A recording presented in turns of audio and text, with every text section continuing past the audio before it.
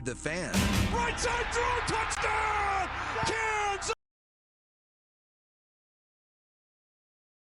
Kansas City wins the game! Welcome into The Drive with Carrington Harrison. Back-to-back best sports talk hosts as voted on in the Pitch magazine. Live from the Fan Studios. Here's CDOT.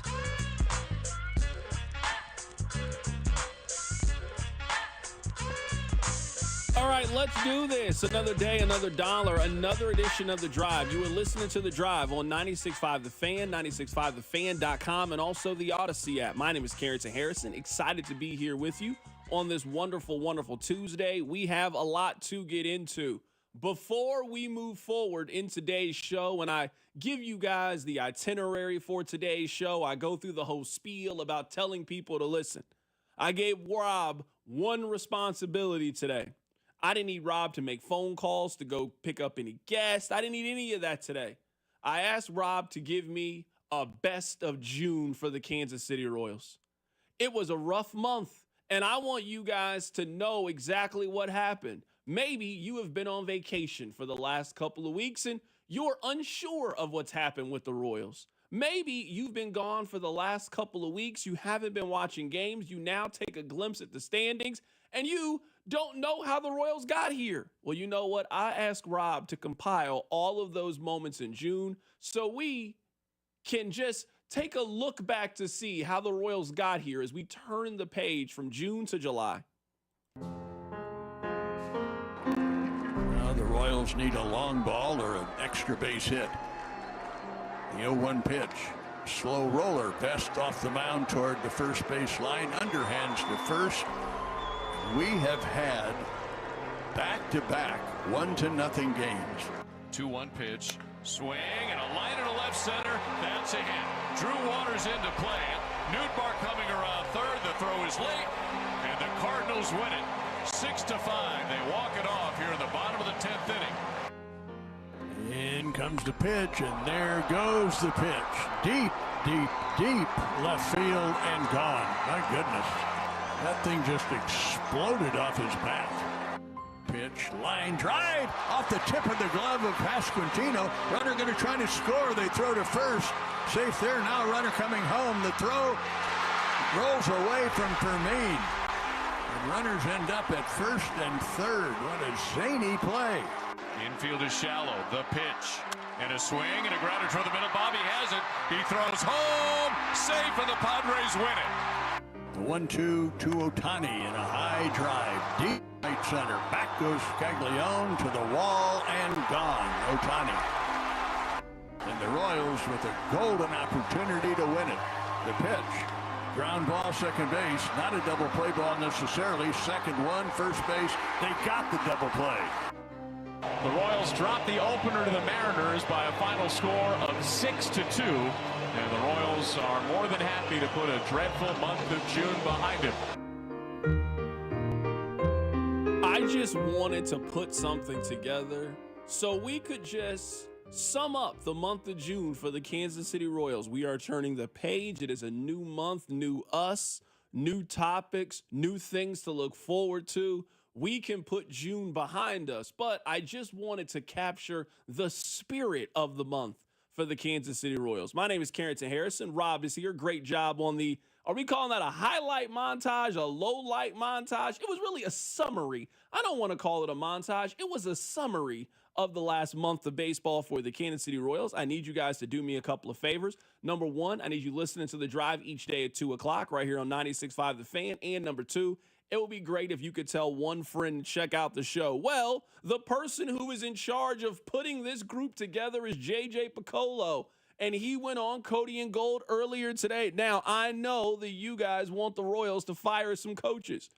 I want the Royals to fire some coaches. Somebody has to answer for the month of June. Well, JJ Piccolo says that they believe in their coaching staff.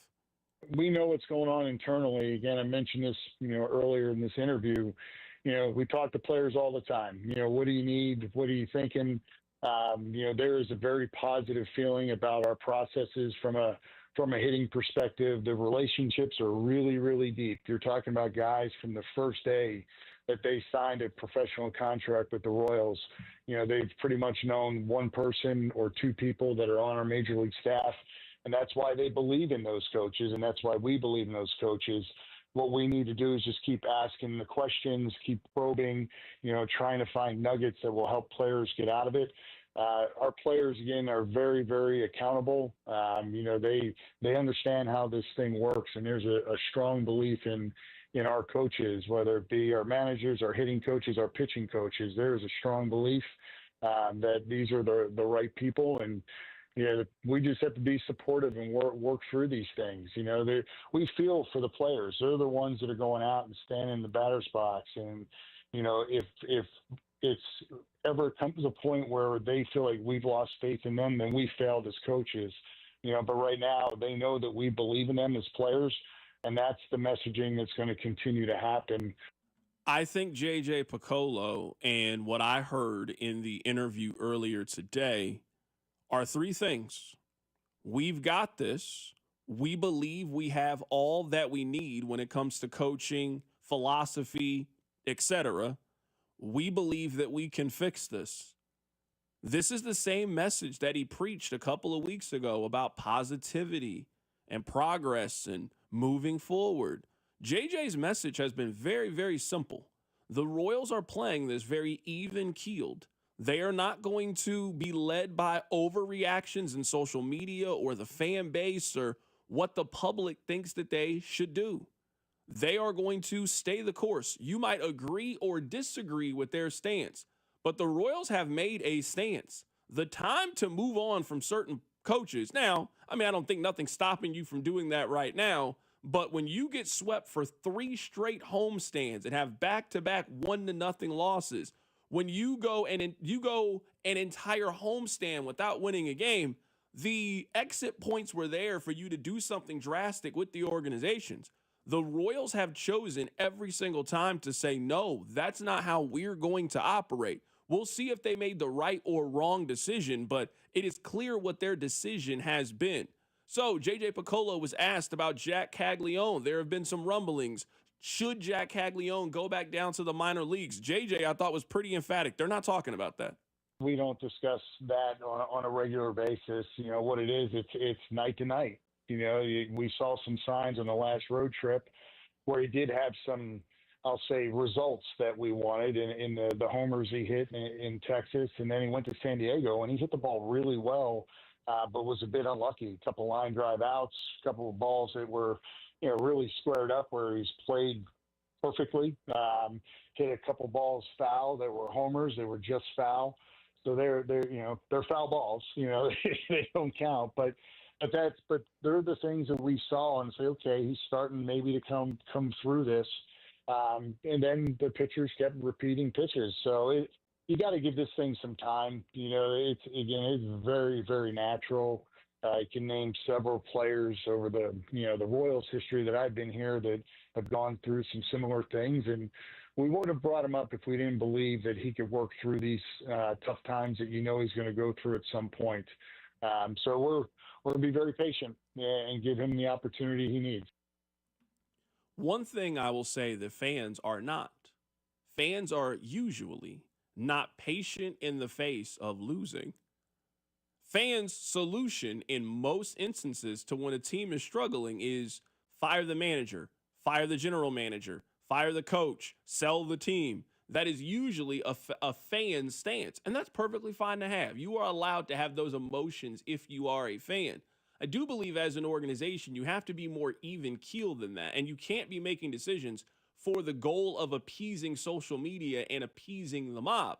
The Royals have decided not to give in to that. Now, you guys know my stance. I don't know if Alex Zumwalt has done enough to maintain his position.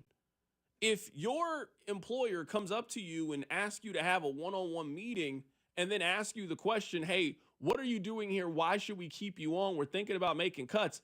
I don't know if Zumwalt's argument is going to be very strong on why he should continue to have the position and why he should be in charge of the offense when the Royals are dead last in so many important categories and don't really seem to be showing any sign of life and or improvement. It would be one thing if this offense got off to a slow start and then they got hot for a month and trended up. No, this team has never really trended up on offense. Even when they had that hot streak for about 2 weeks, they were winning a lot of those games 2-1, 3-1, 4-1. They were not really, this team has never really exploded offensively. And as you were sitting here and you are drowning and we are in the heat of summer and you are in danger of losing a lot of people's interest, especially with football being 3 weeks away, I would have done something more drastic than what the Royals have. But the Royals have taken a clear stance. The Royals are going to be patient in the face of all of these things. Last thing I want to play for you guys for JJ Picollo. He was asked about the trade deadline. The trade deadline will be here before you know it. Here's JJ Picollo. No, not really. I mean, I think we're in a position where we're still competing to get into a wild card spot, and that's exciting. I think we have the personnel right now that we should be optimistic that we can still compete. We play a lot of those teams that are, in the mix with us in the coming weeks and months. So, the hard part is, you got a month of July until you get to the end of the trading deadline, and then you have another 60 games in August and September. And when we look at our roster and guys that we expect to have back at some point this season, we think our roster is just going to get better. That was JJ Picollo earlier today. He was on Cody and Gold talking about the current state of the Kansas City Royals. I know that you guys are frustrated. I'm frustrated by the way that the Royals have played over the last 30, 45 days or so. Let's see how they handle July, and not handle July from a wins and losses standpoint. That obviously is important. I think the baseball gods have told you what the right play is for the 2025 Royals. The Royals should be sellers. The Royals should be open to selling just about a majority of the pieces that they have. You're not trading Bobby Wood Jr. I don't think you're trading Vinny Pasquantino. Jack Caglione shouldn't be on board. Like, there's a group of players that, why are we having this conversation? But there are a larger group of players that if you get the right offer, if you get the right phone call, and you think that is the best move for 2026 and 2027, you'll be foolish not to make that. And what I don't want the Royals to do is look at the wild card and really think that they're in it. You're under 500 at home. You're under 500 on the road. You've been the worst offense in baseball for a majority of the season. I don't really think that you have really warranted either adding more payroll and or trying to push chips into the middle to try to go for a third wild card spot for a team that is as obviously flawed as the Royals. I think the best thing to do is get what you can for Seth Lugo, maybe consider a couple other pitchers, maybe a reliever or two, and move on from those pieces and try to regroup for 2026. And with the right trades and a free agent move or two, this Royals team can be right back to the playoffs in 2026 and can be one of the more competitive teams in the American League. The Royals aren't that far off. I know it doesn't seem like that in the middle of what they're going through, but this is still a very good rotation. You still have a decent foundation for what you want to build moving forward. You just need to upkeep. You need to go get you an outfield bat. You need to make a trade. You need to kind of clean some things up. And I very much believe the Royals can be right back in the conversation in 2026. Coming up on the other side, let's talk about the Kansas City Chiefs. I was on Arrowhead Pride earlier today, and they threw out a contract proposal possibly for Trent McDuffie. We'll talk about it next. Keep it right here. It's The Drive. The Drive with Carrington Harrison on your new home for K-State Athletics, 96.5. The Fan, brought to you by DM Injury Law. Have you or a loved one been in a car wreck? Contact DM Injury Law today and get the money you deserve. Car wreck? Remember, Mike's got this. Say hello to Wendy's new 2-for-4 Biggie Bundle. Choose from the JBC made with fresh, never frozen beef, crispy chicken sandwich, 6-piece nugs, or small soft drink. Any two for just $4. It's like the reunion special you've been waiting for, but the only drama is watching you try to pick just two. For a deal as fresh as the meal, gotta be Wendy's.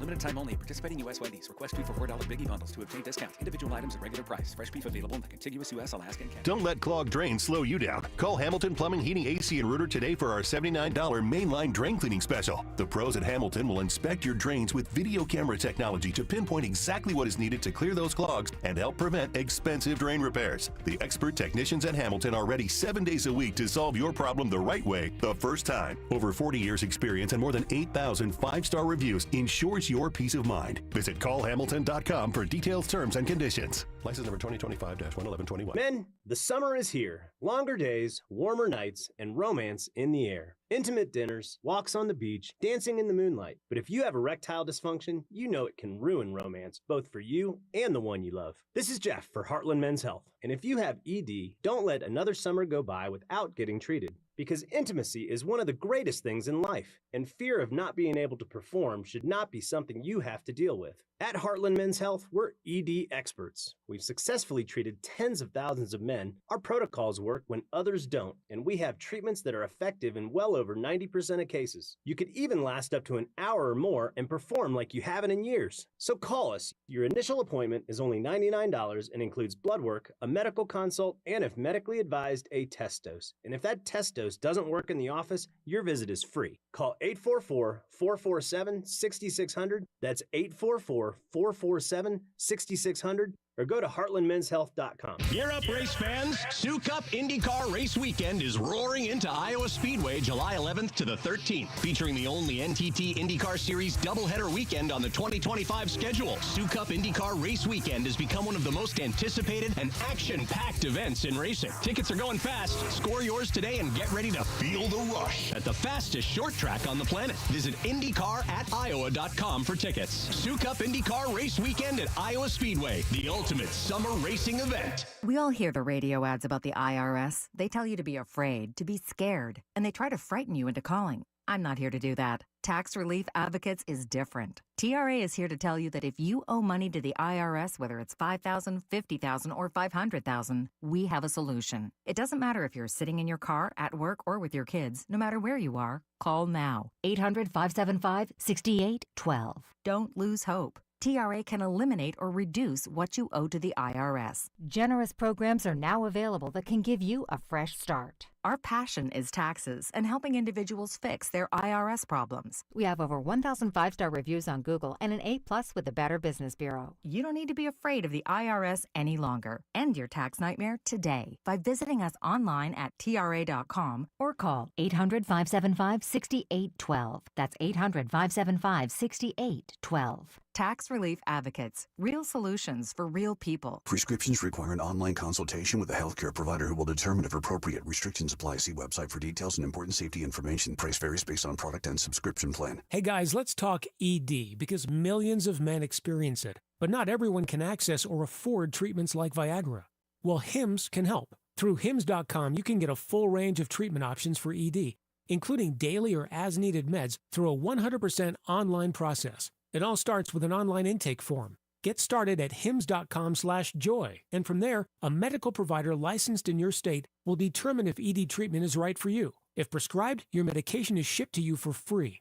Find the ED treatment that fits your needs with options up to 95% less than the brand names. Millions of men experience ED, but HIMS can help. To start your free online visit and save up to 95%, go to hims.com/joy. That's hims.com/joy for your free online visit. HIMS.com/JOY. You know your customers. Ralph likes his coffee black on Fridays, but Mondays he takes a little cream. Jennifer comes in every 3 years when her lease is up to get the newer and better model. And for some reason, pepperoni pizza sells like crazy on Friday nights. Who knew? At Odyssey, we have the expertise to get your media plan done right. With ads like you're hearing right now, to targeted social media campaigns, search engine optimization, and location-based advertising. Advertise with Odyssey and help us grow your business. Visit ads.odyssey.com. You're listening to 96.5 The Fan from the Mission Plumbing, Heating, and Cooling Studios. Welcome to your home for Royals baseball. 96.5 The Fan. All right, so I was perusing the internet and I found myself on Arrowhead Pride. And there is a story on Arrowhead Pride, and the headline reads, Trent McDuffie contract projection. So I clicked on it because this show loves hypothesizing what NFL players are going to make. It's a hobby of mine. It's something that I enjoy. And I was scrolling through, and it was comparing J.C. Horn, who recently got paid, Derek Stingley, who recently got paid, Pat Surtain II, who recently got a contract extension, and then putting them up against Trent McDuffie, who is obviously looking for a contract extension. Now, Trent McDuffie is not going to make a lot of money these next 2 years by NFL standards. He is going to make $2.6 million this year. I think we would all agree that he is underpaid based on his production and his position. And, Rob, we talk about that fifth-year option. That is obviously great. Trent McDuffie is going to make $13.6 million. Now, I'm not saying that's not a lot of money in real life. It obviously is. But when your position pays $30 million and you make $13 million, you can see how this will eventually cause some kind of issue. So you add it all up. Trent McDuffie is under contract for 2 years for $16.24 million. Derek Stingley just got paid $113 for 5 years. So again, you see why this is a topic, because at this point, Trent McDuffie is underpaid significantly at his position. Now, Arrowhead Pride went on to say that if you are equating it to Stingley and maybe you want a shorter, possibly more team-friendly deal, then this would be the contract projection. 3 years, $97 million, $80 million in guarantees for Trent McDuffie. I would absolutely get him to sign that contract. Like, I'm looking at Trent McDuffie's age that is very, very important. And you know my philosophy. I'm not interested in giving good players great contracts. I am interested in paying great players great deals. And if you're talking about you get the opportunity to lock up Trent McDuffie, who is 24 years old and will be 25 once the season gets going, if you got a chance to lock up McDuffie at 25, 26, and 27, so his prime, absolutely sign me up. You don't do great things without great players. You don't have a great defense without great players. One of the reasons that this defense has been one of the top 5 in the NFL the last couple of years is they have the best player or one of the best players at 2 of the most important positions on the field on the defensive side. You have one of the best defensive linemen, the best defensive tackle in the National Football League, and you have one of the 5 best corners in the National Football League.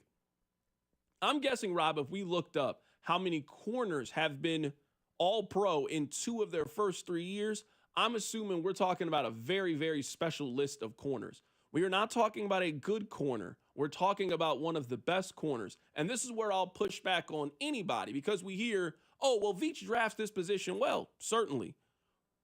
We ain't talking about Jalen Watson or L'Jarius Sneed. We talked about Sneed like he was an all-pro or a Pro Bowl player. He didn't accomplish either one of those things. Trent McDuffie did. So sometimes you got to pay for the accomplishments. You got to pay for the Wikipedia page sometimes. And when you got 2-time All-Pro by your name at 24 years old at corner, that is a player that you pay. That is a player that is a part of your long-term plans. So I don't really have any issue with this deal. We're talking about a player who has been healthy in his career, a guy who has played at an incredibly high level, and one of the best defensive players in the National Football League, and you're paying him for ages 25, 26, and 27. I have zero hesitation about paying Trent McDuffie this contract. I would too, but I'm curious why you're okay with the 3-year deal. Why would you not just give him Devin Stingley's deal? Derek Stingley. Why would you not give him the 5 for $113? Because I did a quick Google search, and on average, cornerbacks exit their prime around 30 years old. The best of the best usually can survive in the NFL until 31, 32. In your scenario, in your hypothetical, you're giving a 25-year-old, because it would be, after this season, a 3-year contract extension. Are you then walking on him when he's 28? Are you then giving up the dream at 28 years old? I would much rather give him a 5-year deal, lock up the entirety of his prime, and then as he's around 30 years old, you have a decision to make. Do you think he has a little more juice in the tank the way, a Jalen Ramsey, who's in the news, had a little more juice in the tank? Or do you think he might be cooked like a Jair Alexander type, another guy who was a good corner when healthy at the prime of his career? I don't know why you would not do the 5 for $113. That feels like you're paying a great player a great contract and you're getting all the great football out of him. You're potentially leaving something on the table if you do this 3-year deal. Yeah, I think we're saying 6 in one hand, half a dozen in the other. I mean, the Chiefs do have the ability to have him under contract for the next 2 years at a very team-friendly deal. So I'm talking about you throw these 3 years on the back end of the deal and just give him a guaranteed signing bonus that makes up for the money that you're not going to make right now. I mean, he's not just guaranteed a lot of money. I gave you the numbers. He's guaranteed $16 million. But if you make it a $80 million guarantee, we're going to give you a $40, $50 million signing bonus. We're going to give you that now. We're still going to take the cap benefit in these first couple of years, and we have made up for it by the signing bonus when we're obviously not going to cut you. Then on the back half of that, you're right. When we get to those later years, sure, the cap number is up. The cap number is a little bit bigger, but if we need to restructure it, if we need to reach a contract extension in 3-4 years, we're able to do that. So you and I are looking at this the same way. The Chiefs don't have to do this deal right now. Now, I would advise you to do it. You know our philosophy. This is a philosophy around the league. It's only going to get higher. And if the Chiefs have made the decision that they want to keep Trent McDuffie, then now is the time to reach that contract extension.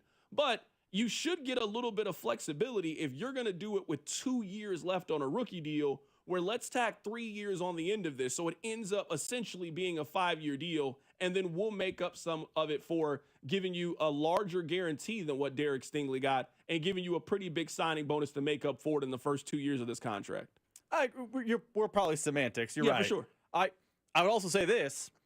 I am begging, pleading, screaming, whatever word you want to use. Brett Veach, get back to your roots. Let's get this deal done ahead of time. Last offseason was chock full of him being late to the extension game. He was late with Nick Bolton. There's probably a tax to pay. He was late or is late with Trey Smith. He franchise tagged him. The idea is to extend him. So he's late there. Brett Veach was one of the best in the NFL at extending guys ahead of when they were going to be done. The first Chris Jones deal, not the last one where he sat in the press box, the one before that in 2020. Patrick Mahomes is the very notable example. Travis Kelce, he did the same thing with Creed Humphrey. Like, he has been forward thinking and usually gets these things done ahead of the curve. Last offseason, I'm hoping he's an outlier because he was behind the 8 ball on 2 very notable players. A McDuffie deal should be done either this camp or by this time next year. Do not be entering the 5th year of McDuffie's deal and you don't have a long-term plan done.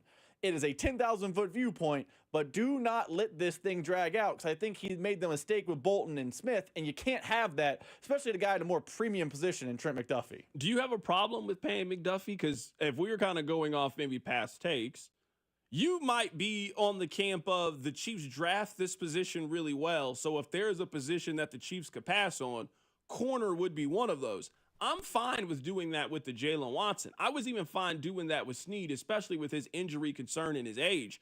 Walking away or not being willing to pay a 24-year-old corner who has been all pro the last couple of years, it kind of has me thinking, like, what are we doing here? You and I talk about, like, what is the goal when you make a pick?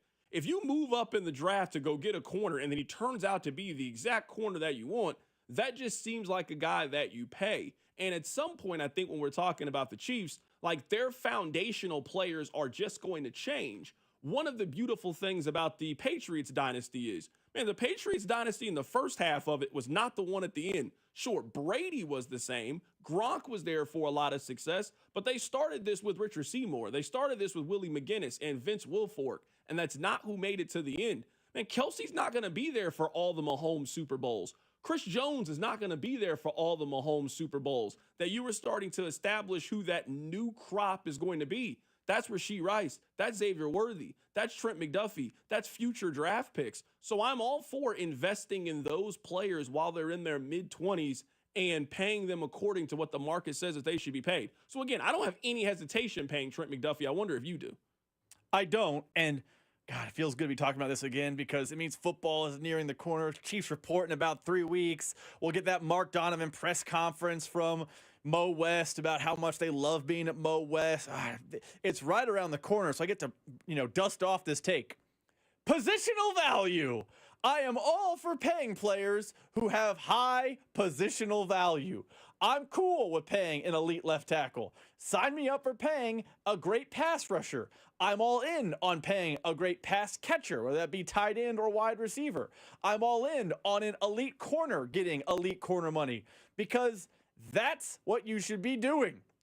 You should be filling lesser positional value with lesser dollars and cents and paying the premium players the premium tax. So Trent McDuffie plays one of the 5 most important positions on the football field. I'm cool giving him one of the 5 biggest contracts on the Kansas City Chiefs. Positional value makes this a layup for me. Last offseason, me, Brett Veach, and Chiefs fans saw positional value very differently. Right guard and linebacker were not top of the priority list, but it is what it is. Next offseason, corner, pay him. I want to play for you guys some audio. So Jake Paul recently went on the Piers Morgan show. This is actually a more competitive fight than we saw on Saturday with Jake Paul. This is part of the Jake Paul cycle. I told you guys, I'm sick of being in the Jake Paul zeitgeist, but I'm stuck. I can't fight it. Piers Morgan sending it, hey, you should fight me. You're used to fighting 60-year-olds. Jake Paul is saying he wants to fight Gervonta Davis. I don't know why I'm here, but I'm here. So Jake Paul agreed to go on Piers Morgan's show, and, they got into it.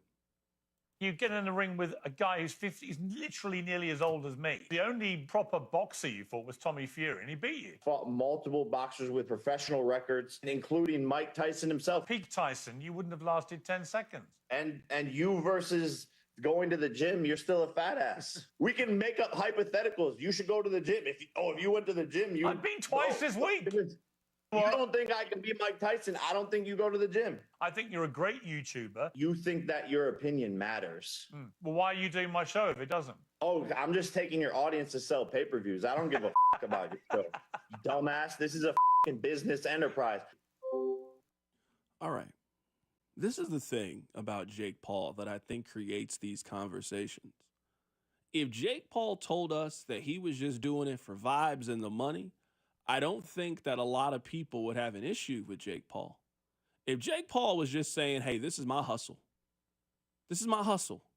People like to see me fight, and I'm in the business of making money. And if you guys want to keep giving me money to fight, I'm going to keep fighting. I don't know if people would kind of have this reaction to Jake Paul. But I think the issue is Jake Paul really wants us to take him seriously, or is doing a phenomenal job acting like he wants us to take him seriously, yet he fights Mike Tyson on Netflix. Like, you can't do both. If Jake Paul fought a good fighter and it was a good fight and he lost, I think he would get more respect than he gets beating up on the guys that he's been beating up on. Losing's not that big of a deal. I know that Floyd Mayweather at one point made us think that being undefeated was the end-all, be-all. Every boxer other than Floyd Mayweather that you have ever liked or cheered for has lost at some point. Somebody knocked out Mike Tyson. He came back. It was fine. He lost to Buster Douglas. That didn't stop him from fighting Evander Holyfield multiple times. He then also fought Lennox Lewis. Muhammad Ali, maybe the greatest fighter of all time. He lost the first fight against Joe Frazier. He came back. Losing is not that big of a deal. If Jake Paul fought somebody good and it ended up being a good fight and he showed you something, I would applaud Jake Paul. Hey, that takes a lot. Hey, salute to you. But you've been fighting tomato cans. I watched that fight on Saturday night. It was another Jake Paul sparring session. He continues to get me signed up for these sparring sessions.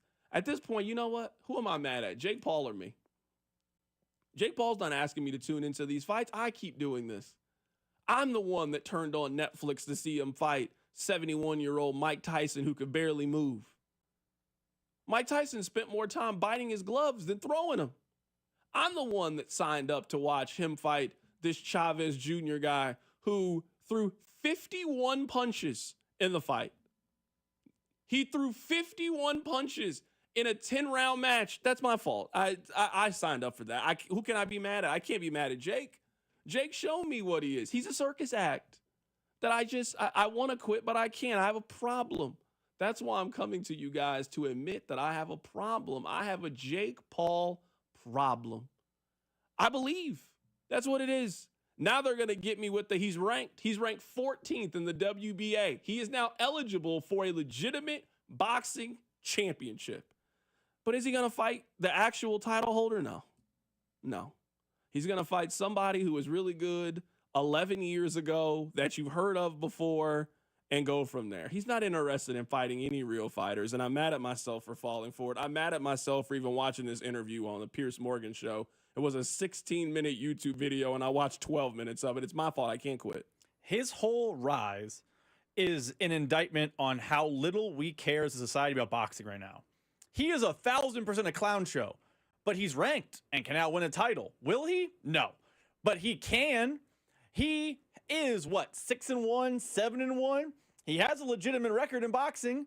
If it were any other sport, Textline doesn't like soccer. Textline's not the biggest UFC fan. Textline sometimes hates baseball. Pick a sport, Textline, and the clown sideshow would not eventually be folded in because the sport needs it.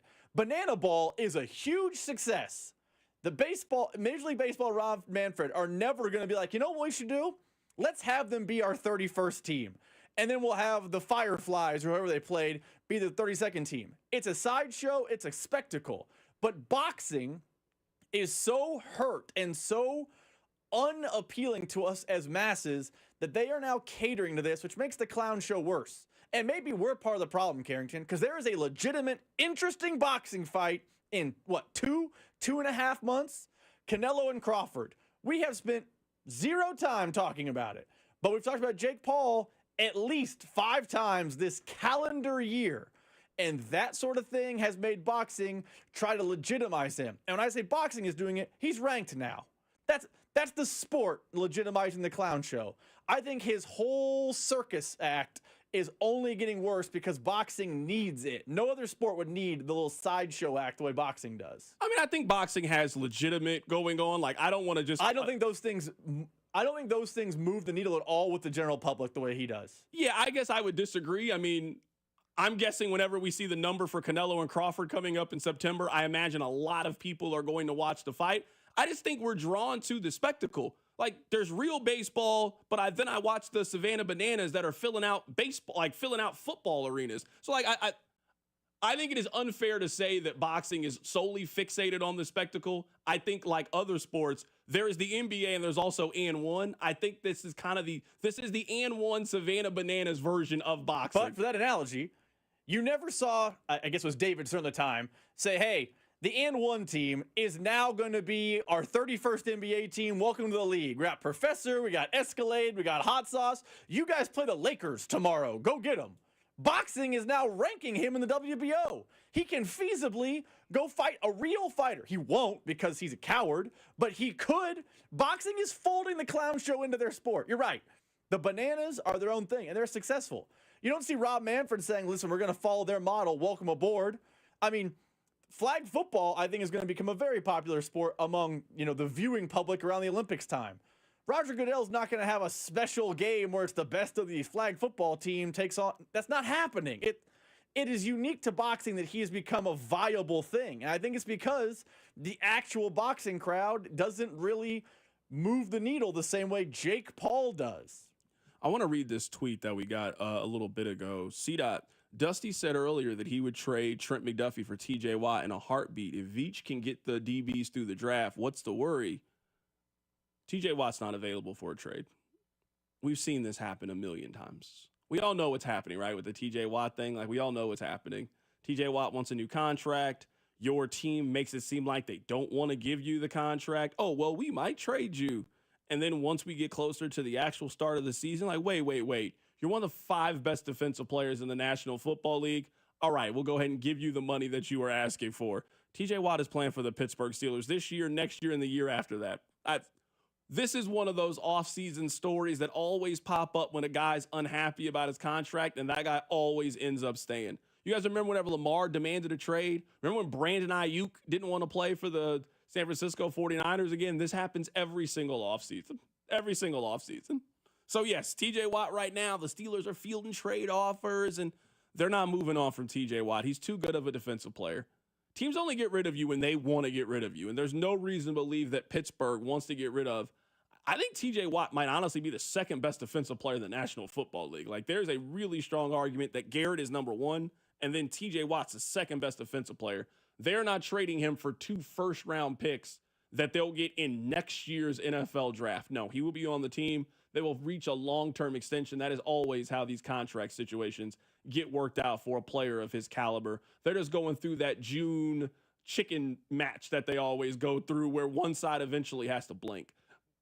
Coming up on the other side, what are we doing? The Steps to San Paulo? What is it called? Sao Paulo. Steps to Sao Paulo. We're going to get it one time. Steps to Sao Paulo. Hey, I don't know. You know what? We're taking a brisk walk to Brazil. Keep it right here. It's The Drive. The Drive with Carrington Harrison. This man was a bona fide scrub. On 96.5 The Fan, brought to you by DM Injury Law. Have you or a loved one been in a car wreck? Contact DM Injury Law today and get the money you deserve. Car wreck? Remember, Mike's got this. When it comes to barbecue, my family and I love Smokehouse Barbecue. We always start with their barbecue nachos when we dine in at one of their 3 locations in Gladstone, Zona Rosa, or Independence. Then we dive right into their burnt ends, the hickory pit beans, and my favorite, the pulled chicken sandwich. Smokehouse is ready to cater your events as well, whether it's at your house or in one of their banquet rooms. Check them out at smokehousebbq.com. For over 35 years, locally owned and family operated, it's Smokehouse Barbecue. Life's better with American Family Insurance. Because we know in making the most of your home, DIY doesn't just stand for do it yourself. It also means dream it yourself. And we're here to help protect the dreams you're building. Save up to 23% when you bundle home and auto. American Family Insurance. Get a quote and find an agent at amfam.com. Products not available in every state. Visit amfam.com to learn how discounts may apply to you. American Family Mutual Insurance Company, SI, and its operating company, 6000 American Parkway, Madison, Wisconsin. Need to sell your house in Kansas City but not sure where to start? Selling a home can feel overwhelming, especially if you're facing foreclosure, a divorce, an inherited property you don't want, or just need to move quickly. But you don't have to figure it out alone. Rex Buys KC is here to help. As a local home buyer, I understand the Kansas City market inside and out. My family and I live right here, so I know the neighborhoods, the trends, and the challenges homeowners face. That's why I take a consultative approach, helping you explore your options and find the best path forward. We buy houses in any condition, no need for repairs, no agent commissions, and no hidden fees. You'll receive a fair cash offer with a closing timeline that works for you. Whether that's in as little as 7 days or at your own pace, just a simple, hassle-free process designed around your needs. If you're ready to talk through your options, call me today at 816-330-6000 or visit rexbuyskc.com. Let's find the right solution for you. Rex Buys KC. Local, fair, and focused on you. It's been over 2 years since Bobby Carpenter had regenerative treatments at QC Kinetics. He needed relief from knee pain, but he wanted to avoid surgery. I thought I might have to have my knee scoped, had some injuries, some lingering pain from stuff that I had been dealing with from years of playing professional football, and things had kind of flared up again. I started talking to a friend of mine who's orthopedic, and he was like, well, try to avoid surgery if you can. And you absolutely can avoid surgery. QC Kinetics provides patients with state-of-the-art regenerative treatments, orthobiologics from your own body that help heal and restore damaged, aching joints. And we'll let Bobby tell you about that. It was all of a sudden that one day, a couple months later, I was, let's go jog, let's try to see what I could do. And the more I did, I was pain-free with it, and it was actually a pretty remarkable process. Before going under the knife, see if you're a candidate for non-surgical joint pain treatments at QC Kinetics. Call them today. Call QC Kinetics, 816-412-6299. That's 816-412-6299. 816-412-6299. Life insurance. Why are you putting it off? Can't afford it? Too much hassle? Think you don't need it? There's lots of excuses for putting off life insurance. But if you weren't there, who would pay the mortgage and other bills? With Ethos, you could be covered in 10 minutes and boom, family protected. Ethos, fast and easy online term life insurance. Up to $2 million in coverage with no medical exam. Some policies as low as $1 a day. Answer a few health questions and get your free quote at ethos.com/radio. That's ethos.com/radio. Get in the zone, AutoZone. Welcome to AutoZone. What are you working on today? Hey, that's the spirit. Right now, we're celebrating free with a free STP oil filter when you buy 5 quarts of oil and free Duralast brake pads when you buy 2 rotors. Like always, free battery testing, charging, and recycling at every store. Celebrate free at AutoZone, now through July 28th. Get in the zone, AutoZone. Restrictions apply. At Straight Talk, we are all about no-brainers. Calling grandma for her recipe? No-brainer. Streaming one more episode at 2 a.m.? Big no-brainer. Getting real unlimited data where you buy bananas? The ultimate no-brainer. Switch now and get a free Samsung Galaxy A16 5G or Moto G Power 5G 2025 with select plans. Straight Talk. Real unlimited data. Available at Walmart and straighttalk.com. Offer valid through 7/20/25. Taxes and fees apply. Requires in-store activation of single line gold unlimited plan or higher. For network management practices, visit straighttalk.com/terms. Copyright 2025 Verizon. Oh, hey. Hey, thanks for meeting me here. It's just, you're my only lawyer friend, and I need your professional opinion. You see that brand new Hyundai Tucson out there? That's all I paid for it. Let me get back to you on that. Deal's so right, it almost feels wrong at the Hyundai Getaway Sales Event. Get 0% APR for 60 months, plus 0 payments for 90 days on all Hyundai Santa Fe models. And check out our other great deals at your Hyundai dealer today. Offer ends September 2nd. Call 562-314-4603 for details. This afternoon, expect a sunny day with a high of 87. Weather brought to you by Staples. Have you heard? The Staples Easy button is back with even more easy. Press it for custom prints, shipping services, even passport photos. Staples. That was easy. The dog days of summer are upon us, and in Kansas City, that means one thing. Touchdown, Kansas City! Chiefs football is around the corner. The Drive gets you ready with the Chiefs topic every day from now until the start of the regular season. You're gonna have to deal with the Chiefs! The steps to Sao Paulo. All right, welcome back into the show. Rob, let's do some media speculation. Now, some of this is going to come from a place of knowledge. Some of this is going to come from a place of pure speculation. But Adam Teicher of ESPN recently retired.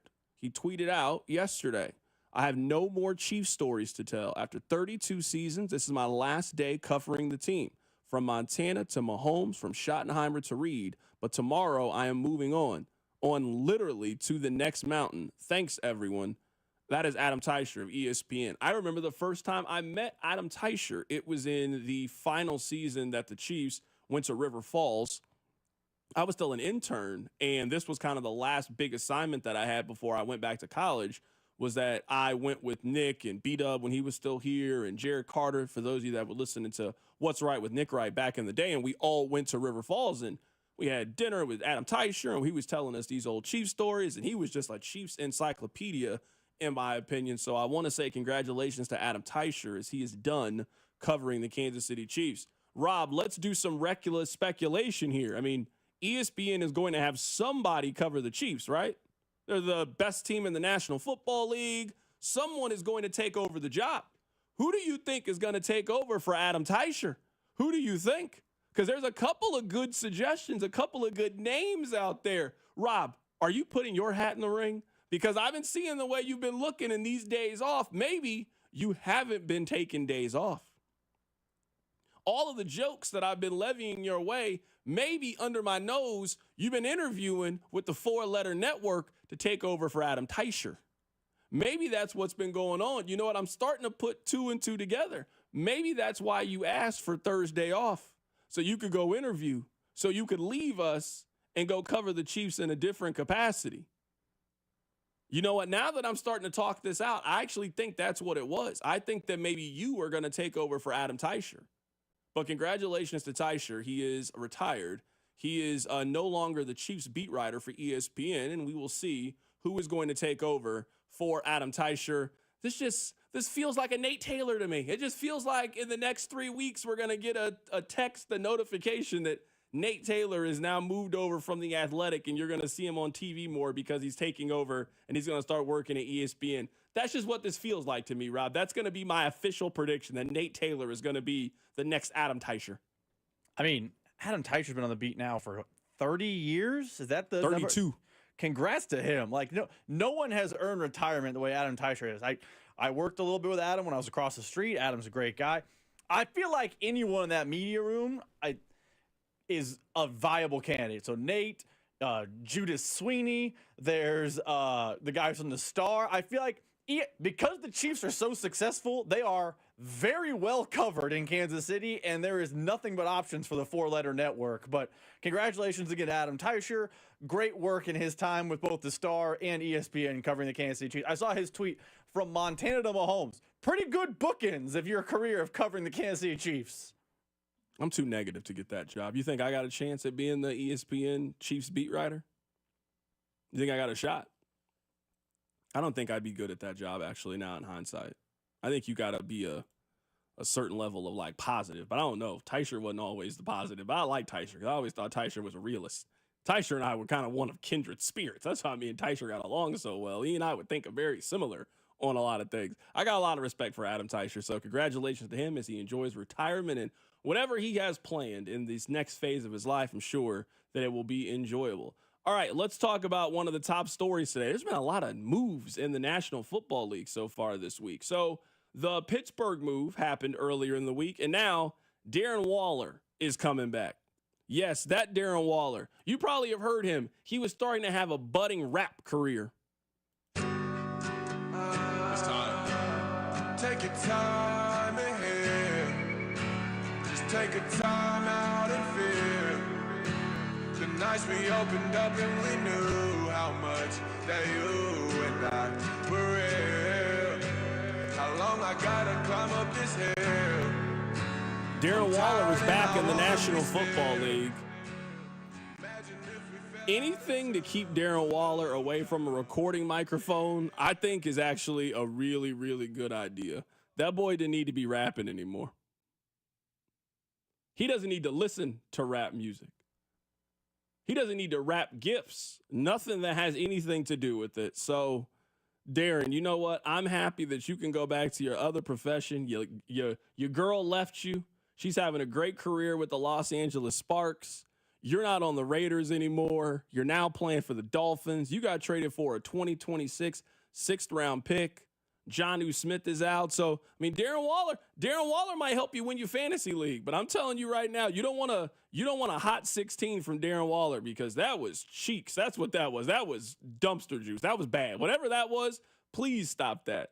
Give all that studio that you built down in your basement, please donate that equipment to some children in need because you don't need to be anywhere near the studio. I don't know, man. Let's say he gets into a beef in one of their, AFC East games with, I don't know, he gets into a beef with Christian Benford from the Bills. Maybe he could then have a diss track similar to what Kendrick did to Drake. It feels like he's right on the verge of something special. He just needs a little motivation. And getting back in the league is that motivation. Or he's broke because he broke up with Kelsey Plum or vice versa and used all his money to auto-tune that terrible rap.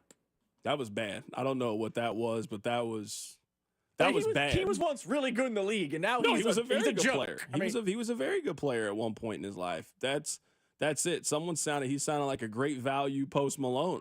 I can't argue that. That's exactly what he sounded like. He sounded like a very bad rendition of Post Malone that I don't want any part of. No, thank you. Not at all. Please keep that away from me. Darren Waller, good luck to you as you are back in the National Football League. And I say this for everybody. Please don't record another song. Don't shoot another video. Don't do anything of the sort. Just play football. And I would try to get back with Kelsey Plum. I'm a big Kelsey Plum fan myself. I think she's a very talented basketball player, and I like looking at her. So I would encourage you to try to fix that, and whichever way you can fix it. I would try to get her back. You don't want to lose a good woman, and I feel like you lost a good woman. Didn't they break up after he got traded from the Raiders to the Giants? Like, isn't that kind of the timeline? Do you think being in Miami is going to salvage that relationship? It feels like she doesn't like to. He's played in fun spots. He must have done something wrong. Yeah, he absolutely did something wrong. I don't know what he did wrong, but I'm just guessing. If I can blame either one of them for what happened, I'm going to go with that's his fault. I can't confirm or deny. I'm going to go out on the assumption, and I'm going to assume that it's his fault. I'm going to assume that he is the one at fault for why they're no longer together. That's what I'm going to guess. You want to know how I know? Because you're the one making songs to try to get her back. If you're the one that's in the recording booth with the guitar and you're singing to your old lady for her to come back, I'm going to assume that you are the reason that the relationship is no longer strong. You don't see Kelsey Plum dropping calling that rap seems a little bit unfair. I don't know what he was doing. Crooning. I mean, what is it that Usher said about T-Pain that got him all sad about how his auto-tune doesn't really count? Ruined it for the real singers. That feels like Darren Waller went to AI and was like, hey, let's just go down this path. What could go wrong? Yeah, it was not good. By the way, I downloaded that audio in the system earlier today. He's wearing a Letterman jacket walking around in like a field, very sad. The video might be as bad as the music, and the music's bad. No, all of it is bad. It's a 0 out of 10. Would not recommend. Coming up at the top of the hour, we're going to be joined by Josh Vernier. We go from one sad thing to another sad thing with our Royals Insider. Keep it right here. It's The Drive. Hey, it's Lucas Ursig from the Kansas City Royals. You're listening to The Drive with C-Dot on 96.5 The Fan. Brought to you by DM Injury Law. Have you or a loved one been in a car wreck? Contact DM Injury Law today and get the money you deserve. Car wreck? Remember, Mike's got this. This summer, Casey's has 89-cent fountain and frozen drinks. But if you don't have 89 cents, you could check your center console, or dig between your couch cushions, or ask Grandma for $1, or just use your credit card. We take those too. 89-cent frozen and fountain drinks at Casey's, all summer long. Restrictions may apply. See store for details. At KCUC, you see the best in KC. As the region's premier urology and oncology center, KCUC stands out for 3 reasons. 1, experience. With 50-plus providers, you're seen faster when you need it. 2, convenience. 25-plus offices means care close to home to make each visit easy. 3, technology. We offer the most advanced treatments available. You deserve the best. Why go anywhere else? Trust Kansas City's largest, most experienced and advanced urology team. Visit kcuc.com today. At KCUC, you see the best in KC. Call Aspen Lawn and Pest Control. Our iconic blue trucks and expert team get it right the first time. Award-winning full-service lawn care and pest control since 1985. Call today for a free estimate. Visit aspenlawn.com. Ring the bell. We've done it again. Golden Oak Lending has lowered rates to 4.875 fixed. Lower your monthly payment, get cash out, pay off credit cards, and best of all, make no mortgage payments for 2 months. Lock in this incredible 4.875 rate and get your cash in as little as 14 days. Call 913-890-GOLD. Golden Oak Lending, cured my blues. 5.81 APR, FHA, 15-year, 20% equity, qualified credit. Additional terms apply. NMLS 114937. You log into your DSP. It's confusing. Where do you build a campaign? Where's the report? Targeting's vague, CTV's tacked on and overpriced. Then you find Viant. Setup? Just a chat prompt. AI does the rest. Targeting? People-based and precise across premium publishers. Measurement? Transparent, outcome-driven. And CTV? We've led since streaming meant something. Viant is the DSP that actually gets advertising. Still trading on a desk? Visit Viant.ai to unlock real results today. Now at Verizon, we have some big news for your peace of mind. For all our customers, existing and new, we're locking in low prices for 3 years guaranteed on My Plan and My Home. That's future you peace of mind. And everyone can save on a brand new phone on My Plan when you trade in any phone from one of our top brands. That's new phone peace of mind. Because at Verizon, whether you're already a customer or you're just joining us, we got you. Visit Verizon today. Price guarantee applies to then current base monthly rate. Additional terms and conditions apply for all offers. Here at the Almond Joy Factory, where tropical vibes abound, we use soft, fresh-tasting coconut. The crunchiest almonds and delicious chocolate candy. Ah, but do you know what our most important ingredient is? Sometimes you feel like a nut. Sometimes you don't. Almond Joy's got nuts and something even way better than that. Yes, Almond Joy is made with almonds and joy. Dick's epic 4th of July sale is on. Get summer ready with 25% off select Stanley drinkware. Get 20% off Igloo coolers and water bottles and select bog bags. Buy one, get one 50% off DSG coolers, canopies, chairs, and water bottles. $200 off Callaway AI smoke irons and TaylorMade QI10 drivers. These deals won't last. Stock up for summer now, in-store or online at Dicks.com.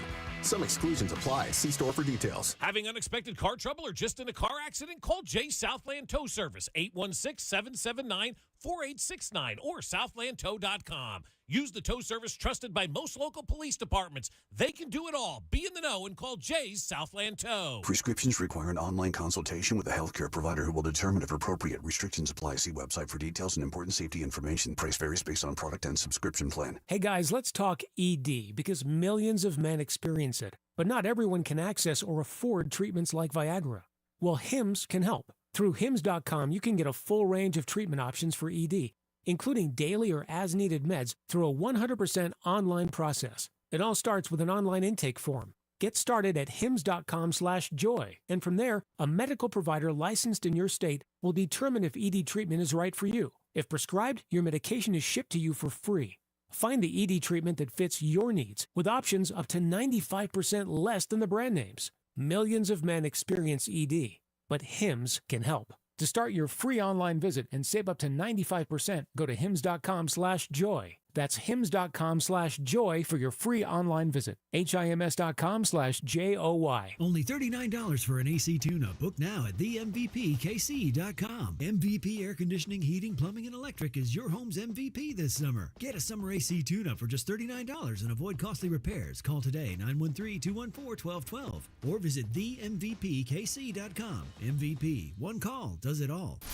You're listening to the all-new 96.5 The Fan, your home for Kansas City sports. KFNZ FM and AM, HD1 and HD2 Kansas City, an Odyssey sports station.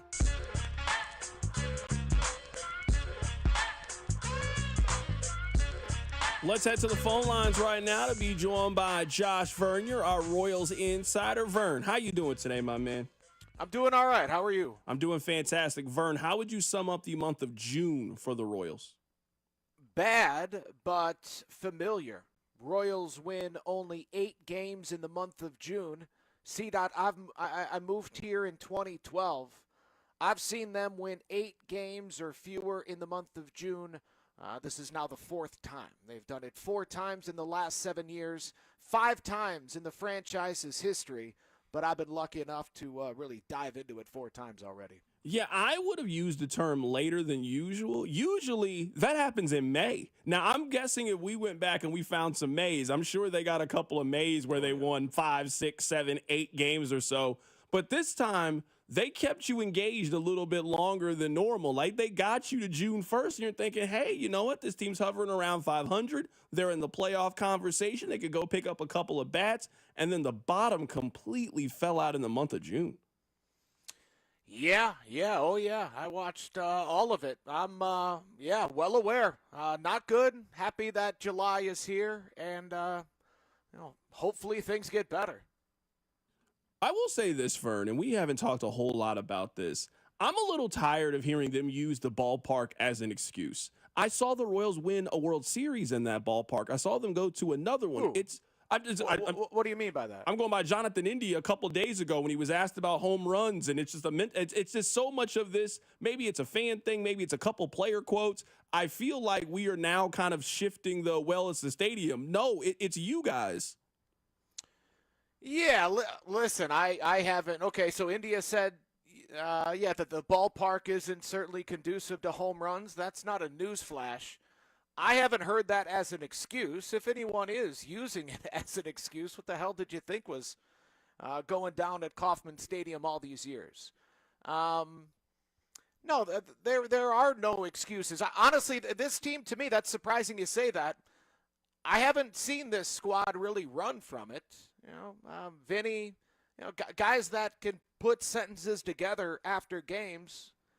I don't hear many excuses. I personally, when I read that from India, I didn't take that as an excuse. Honestly, to me, it was more of, damning on him, that I need to stop hitting so many freaking fly balls. I'm not a home run hitter. I'm brought here to get on base and hit line drives. But for the better part of the season, coaching staff, players inside the clubhouse, I haven't heard, whining about the umpires or genuflecting to the opposition. I think they've been pretty forthright where we're not getting the job done. It's on us to get it figured out. And here we are, 85 games into the season, and they still haven't gotten it figured out. Where do you think the bottom kind of fell out for this team? Because as we just talked about, this was a good competitive baseball team for the first, 60, 70 games of the season. And then something has just drastically changed in the last 3 or 4 weeks or so. Was it just simply offensively, everything is just kind of falling apart? Where do you think the bottom has really fell out for this team in the month of June? Well, yeah. I mean, I don't. Man, it could get a lot worse than this. You're talking about this as if it can't get worse. It most certainly can. So I disagree that the bottom has fallen out. The offense has been garbage all year. The pitching was unbelievable in April, really good in May, and Cole Reagans has been banged up. Michael Lorenzen's come back down to earth somewhat. Michael Wacha had a bad performance last night, which is understandable. Chris Bubic now has an ERA above 2.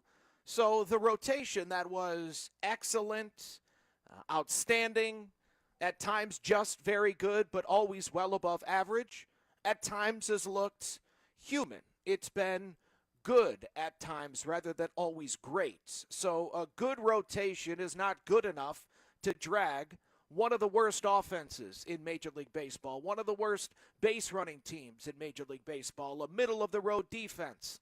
The only thing that's going to drag that squad to a winning record is an outstanding rotation, an excellent rotation, which is what they did in April and May, and they were unable to keep it up in the month of June, which to me is no fault of theirs. It's the offense finally doing what many thought it was doing back in April, and that is ruining the season and blowing everything. That didn't happen in April. That didn't happen in May. But we've seen this rotation start to look, again, more human, and that's brought this ball club to a new low watermark on the season of 7 games below 500. Right now, we're talking to Josh Vernier, our Royals insider, going through some of the top storylines in the month of June for the Kansas City Royals. Let's look ahead just a little bit. If I set the over-under on trades for the Royals in the month of June at 1.5, are you taking the over or the under? In July, over 2.5, certainly over. Yeah, I'd hammer over. Because you can move a guy like, Mark Canha, you can move Michael Lorenzen, you can move Seth Lugo, and, none of those moves are necessarily going to be described as big. Seth Lugo should get you a nice prospect, but Michael Lorenzen can get you a lottery pick, a lottery ticket, I should say, as far as a reliever probably. Mark Canha could get you an A-ball lottery ticket. So, yeah, I would certainly say over 2.5. What are the chances that you think that Chris Bubic is on the team at the end of the month? I would say pretty good. To me, let's say 75%. A year and a half of team control of Chris Bubic should bring you back something, akin to an everyday big leaguer or multiple prospects that you believe can be everyday big leaguers down the road. So if you want something that's going to help you right now offensively, I think that, I'm talking a middle of the lineup bat, Chris Bubic could bring you that. And if you want to look to the future, I think he could or should bring you someone or two players, multiple players that you believe could be everyday position players by 2027. You have more interest in the offseason. I certainly think you either need to move Chris Bubic this offseason or you need to sign him to a new contract. Heck, you could say that's the case right now. But I think Lugo's a must. Bubic, to me, that's selling. That to me is, all right, we're waving the white flag, and I haven't sensed anything from this organization that they're even reaching for the white flag just yet. I will say, Vern, as you and I are having this conversation, part of me is just disappointed because this is the conversation that we have had in Kansas City far too many summers, that you start the year with a certain level of expectation with the Royals. They kind of get your hopes up, and now we're heading into June, and now we're figuring out what pieces are going to be available for the garage sale when, you and I spent the first 60 days of this season talking about what they needed to do to add pieces, what they needed to do to actually go for it. I think that's what makes this stretch a little bit more disappointing is coming off a year in which they made the playoffs, a team that felt like it had a really strong foundation together. For it to fall apart like this, and now we're talking about them having a yard sale, is just a disappointing kind of, I don't want to say end to the season. There's a lot more baseball, but for a lot of people, baseball is ending very, very soon. Yeah, and that's fine, and I think that would happen even if they were sitting at 500. That's just where we're at. But again, I don't know if the yard sale sign is up, and so what if it is? Seth Lugo, again, Mark Canha, Michael Lorenzen.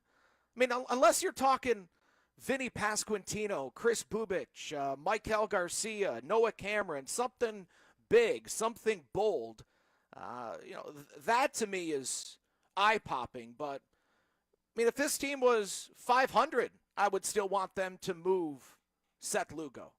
If this team was 2 games above 500, I'd still be down with them moving Mark Canha or Michael Lorenzen. So until the conversation shifts and you hear people say you should move Chris Bubic or Vinny or Mike Howell, you got to move Carlos Estevez, because not only are you not going to win this year, you're not going to win next year. To me, the whole yard sale thing, the play is disappointing, right? The offense, to me, is disappointing. The defense is disappointing. The base running has been disappointing. The team has been disappointing. But these are the type of conversations you have to have in Kansas City if you're going to be a sustained winner. You always need to be buying and selling at the trade deadline. A guy like Seth Lugo going into his opt-out, going to be a free agent in 2 months, you always got to trade that guy in this market, in my opinion. Right now, we're talking to our Royals insider, Josh Vernier, for a couple more minutes here. Vern, I have a baseball question that is not related to the Royals, but it is related to someone they are currently going up against. Kyle Raleigh, the very talented catcher for Seattle, hit another home run yesterday. I believe he has 33 home runs. Yeah. I'm wondering, like, you and I come from, like, the same generation when home runs were still cool and we were, like, fascinated by the chase. I wonder if we're kind of past that as a baseball society. Now, maybe Cal gets to like 70, and I think people would then be engaged toward the end of the season. But I wonder if just we are not maybe enthralled by home runs the same way we were 25 years ago. Yeah, it's certainly been sullied, right? The record book doesn't mean anything really to anyone anymore. Even what Cal Raleigh is doing, man. I was mentioning it earlier this morning on the post-game show. He's the 5th player to reach 33 home runs before the All-Star break. The other guys are Barry, McGuire, Sosa, and Griffey. And that group was the end of home runs being everything in the home run chase. Whether you think it's McGuire and Sosa's fault or you think it's Bond's fault, it's their fault, certainly. Griffey was our last hope. You thought A-Rod was going to be the savior, and he turned out to be a scummy ball player all the same. So, yeah, I don't know what race would really captivate sports fans nowadays. That's just kind of where baseball is. Even the Aaron Judge treatment. I mean, I remember when Mark McGuire was chasing Roger Maris, they broke into National Fox to carry those at bats. I think ESPN broke in for Aaron Judge and his chase of Maris, but that certainly wasn't. You weren't breaking into any national TV to show Aaron Judge. You're not going to see anyone challenge Joe DiMaggio or Cal Ripken or Ted Williams hitting 400. Those, to me, are the marks that we prop up now, and none of those marks will ever be matched. I just don't think that baseball can captivate the country with anything anymore. That's just where the sport is. Vern, when you pull up to the cookout, and let's say that the ribs, the shrimp, all of those things, they're going to come out a little bit later. But right now, they just got dogs and they got burgers. Which one are you grabbing first? You grabbing a dog or you grabbing a burger? Burger, because there's always going to be more dog. I mean, I'm getting both, to be honest. But to answer your question, I'm grabbing the burger first because those normally go the quickest, and I'm a pig. Let me ask you this, too. This is the last question, and I won't talk to you again until next week. Where does July rank in your month power rankings? Great question. October's 1. And March is pretty strong, but actually March is out for me because that's normally the ramp up and my off season's ending, so I'm kind of bummed out then. So I'll go October, November. Man, there's the winter months. My off season are all the top 4, so I'm going October, November, December, January. Boom, boom, boom, boom.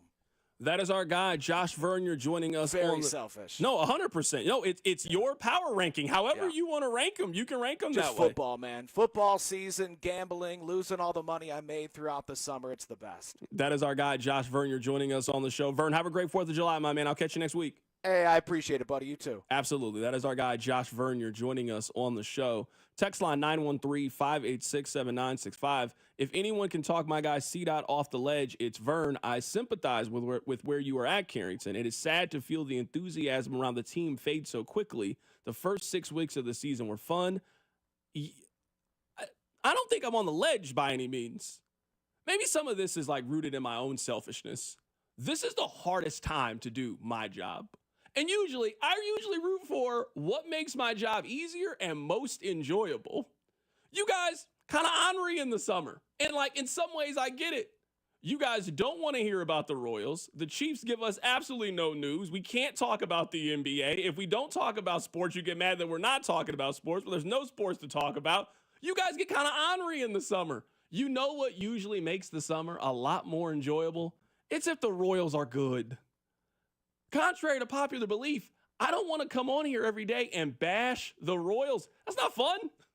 It's not fun to also tell you things that you already know about the Royals. You know they can't score. You know that.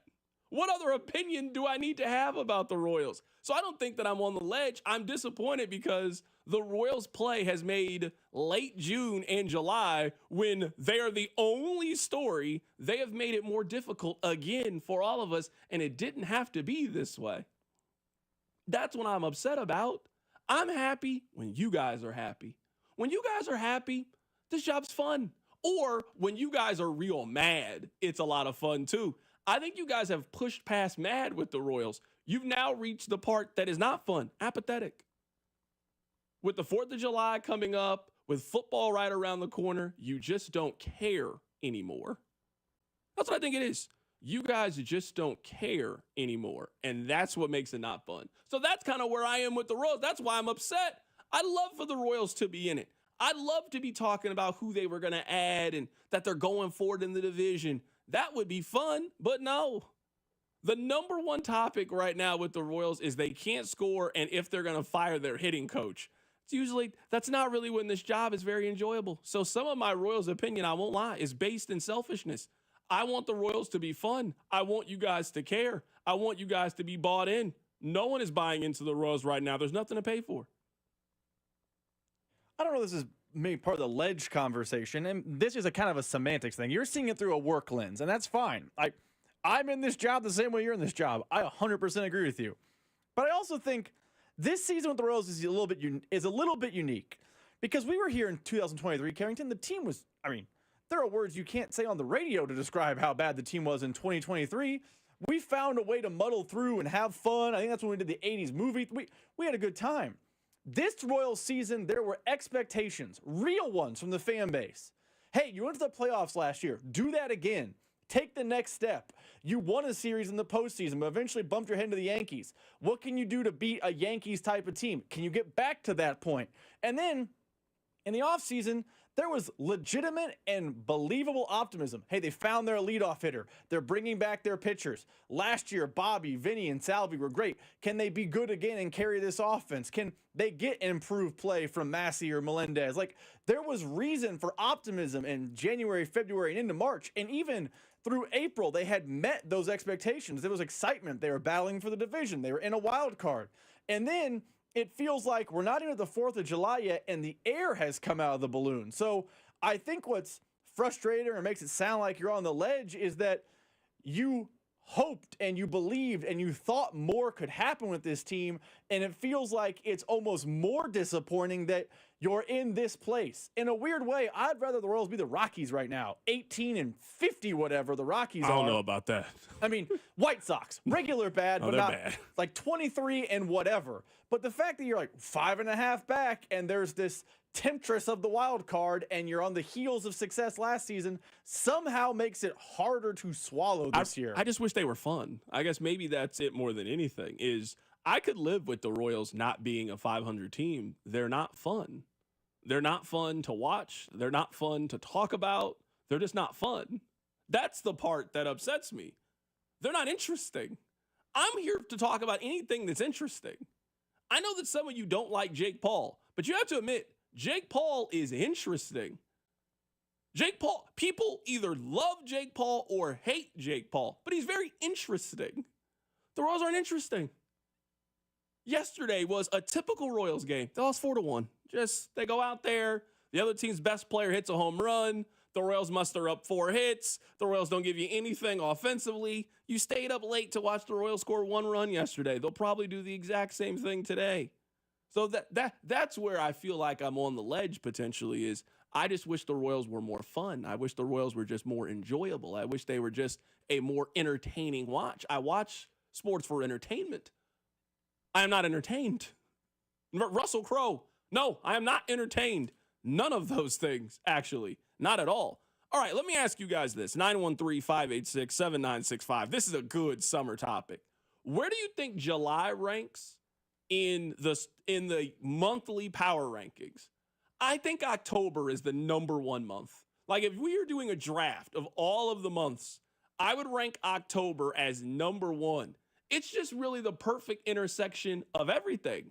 The NBA starts, football's going, there's pro football, there's college football, baseball has its most important. It's warm where you can still go outside and do things, but it's not too hot. October is by far and away the best month that we have. Number 1 on the board. I would say number 2 is September. I really enjoy September for a lot of those same things. Baseball is winding down. You got great college football where you get the great non-con matchups. It's the start of the NFL. The kids are back to school. The leaves are about to change. It's still warm enough for you to do stuff, but it's not overly hot the way that it is in June or July. September is the second best month that I think we have. You guys might laugh at me. I really love June. June's great. I really love June. Starting to get warm. The pool is open. This is when you start to take your vacations. I really enjoy the NBA playoffs during that time. I'm a big June person. June has a lot of the same things that May has, but much more consistent weather. You know, it might rain a lot in May. It might rain a lot in April too. June gives me a lot of those things. It gives me that summer feel without a whole lot of the rain. So June would also be in my top 3. Those are my 3 favorite months. How would you rank it, Rob? What an insane, nonsensical top 3 that's how I'm going. I'm going October 1, June September is a bottom, 2. June's a bottom what? June's a bottom 3. Oh, my goodness. June's closer to February with its viability than it is top 3. First off, October is number 2.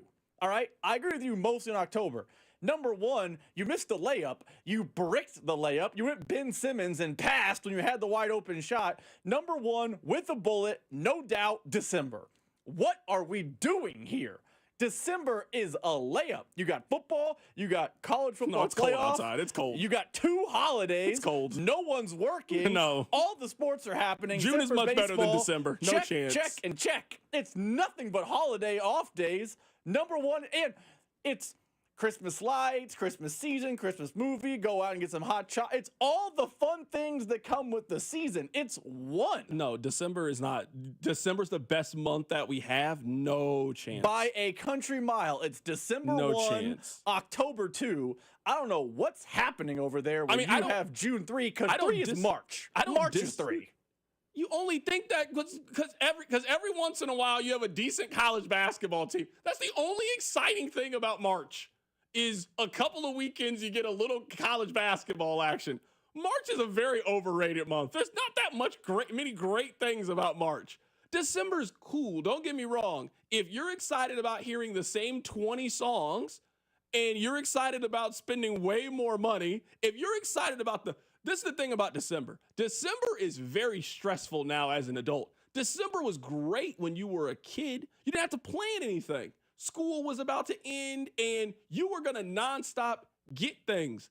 That's not how it works when now we're the adults. You got to be the ones to plan. You got to be the ones to go out and do all the work of December. No, December's a little, no, it's fine. December's like the 5th or 6th best month. It is not the best month. June is much better than December. July is better than December. Well, name the things that are happening in June that get you fired up. You basically get fired up. The patio gets me fired up. You don't sit on patios. I live in a bizarro world. I do too. You said the pool earlier. I can't pay you to go to the pool. I don't mind going to the pool. I'm not going you don't to get the in the lake. water. Yeah, but I don't mind being around the pool. I don't have any problem being near the pool vibes. But I'm not, no, I haven't gotten in the water since 83, and I was born in 88. I'm not going over there. But I don't mind being around it. Yes, what happens in June? Music festivals and outdoor things, and yeah, you're outside and you're hanging out. Yeah, June's great. What amazing things are happening? It's 85 degrees every day. That's what's happening in June. That's what makes June amazing. If you're excited about 41-degree days in December and hearing last Christmas I gave you my heart for the 900th time, then yeah, December's phenomenal. If you're excited about running around Target and trying to get those last-minute gifts for a person you don't really like that much, but you feel obligated to get them something, yeah, December's great. If you want to watch The Grinch for the 17th time, then yeah, I'm sure December's fantastic. It's okay. It's fine. It's all right. November might actually be better than December. Like if I'm doing the power ranking, November's way better than June. Yeah. November's in the top half. Okay, if I think about it, November might actually be a better month than December. I'm actually really curious. Can we go through your top 12? Can we go through from 1 to 12? Can you rank the months for me? I'm really interested to see how you would rank the months. Because December number 1 is a crazy, crazy answer. I want to know you guys' top 3 on the text line, 913-586-7965. What are your top 3 months, and where does July rank? Because now we're starting July. We do have the 4th of July right around the corner. That's kind of it. There's nothing really else in July. It's just hot. That's all July is. It's just hot. There's not a lot of activities that are really going on in July, so I am curious where it ranks. Keep it right here. It's The Drive. You're listening to The Drive with Carrington Harrison. For the first time in a long time, I'm willing to dream that this can be a special season for the Missouri Tigers. Brought to you by DM Injury Law. Have you or a loved one been in a car wreck? Contact DM Injury Law today and get the money you deserve. Car wreck? Remember, Mike's got this. 96.5 The Fan. If Twisted Tea Hard Iced Tea was your best friend, it would be the kind of friend that starts an impromptu dance party in the supermarket aisle that turns into an all-day pool party rager at your place, and you don't even own a pool. Twisted Tea Hard Iced Tea turns any day into a legendary adventure. It's smooth and refreshing real iced tea with just the right kick of alcohol. Twisted Tea Hard Iced Tea. Keep it twisted. Twisted Tea Brewing Company, Cincinnati, Ohio. Please drink responsibly. We were just having a debate about summer, and you know what's so great about the summer? It's going out and grilling. Rob asked me what's great about June. You don't love to go outside on your back deck and throw a salmon on the grill or throw a rack of ribs on the grill. You know what you need when you're doing those activities? You need the Gates sauces and seasoning. Stop by any area local grocery store and go pick that up. Or you can stop by the actual physical locations, get yourself something to eat, and get some of that classic Gates sauce and that classic Gates seasoning. With 5 locations around town, you are never too far away from the best barbecue in the city. The next time you stop by for lunch, make sure you get yourself the nooner. I like a little beef on bun. You know what? I actually been going beef on bread lately. I've been getting the bread instead of the bun. You know the fries are delicious. I always get the strawberry pop. It is just a perfect complement to whatever order you have over at Gates Barbecue. So when you're having more family get-togethers, we are waiting for football to get back together, but you're having people over, be sure that you include Gates Barbecue. Work ethic, determination, grit. They define the Midwest and the American League Central Division. So come out to the K July 25th through the 27th as the Royals battle the Cleveland Guardians. Every pitch, every at-bat matters. The action begins on Fireworks Friday when the first 10,000 fans take home a Bring Out the Blue t-shirt. Game 2 is Saturday at 6:15, followed by a post-game concert by Flo Rida. The series wraps up Sunday at 1:10.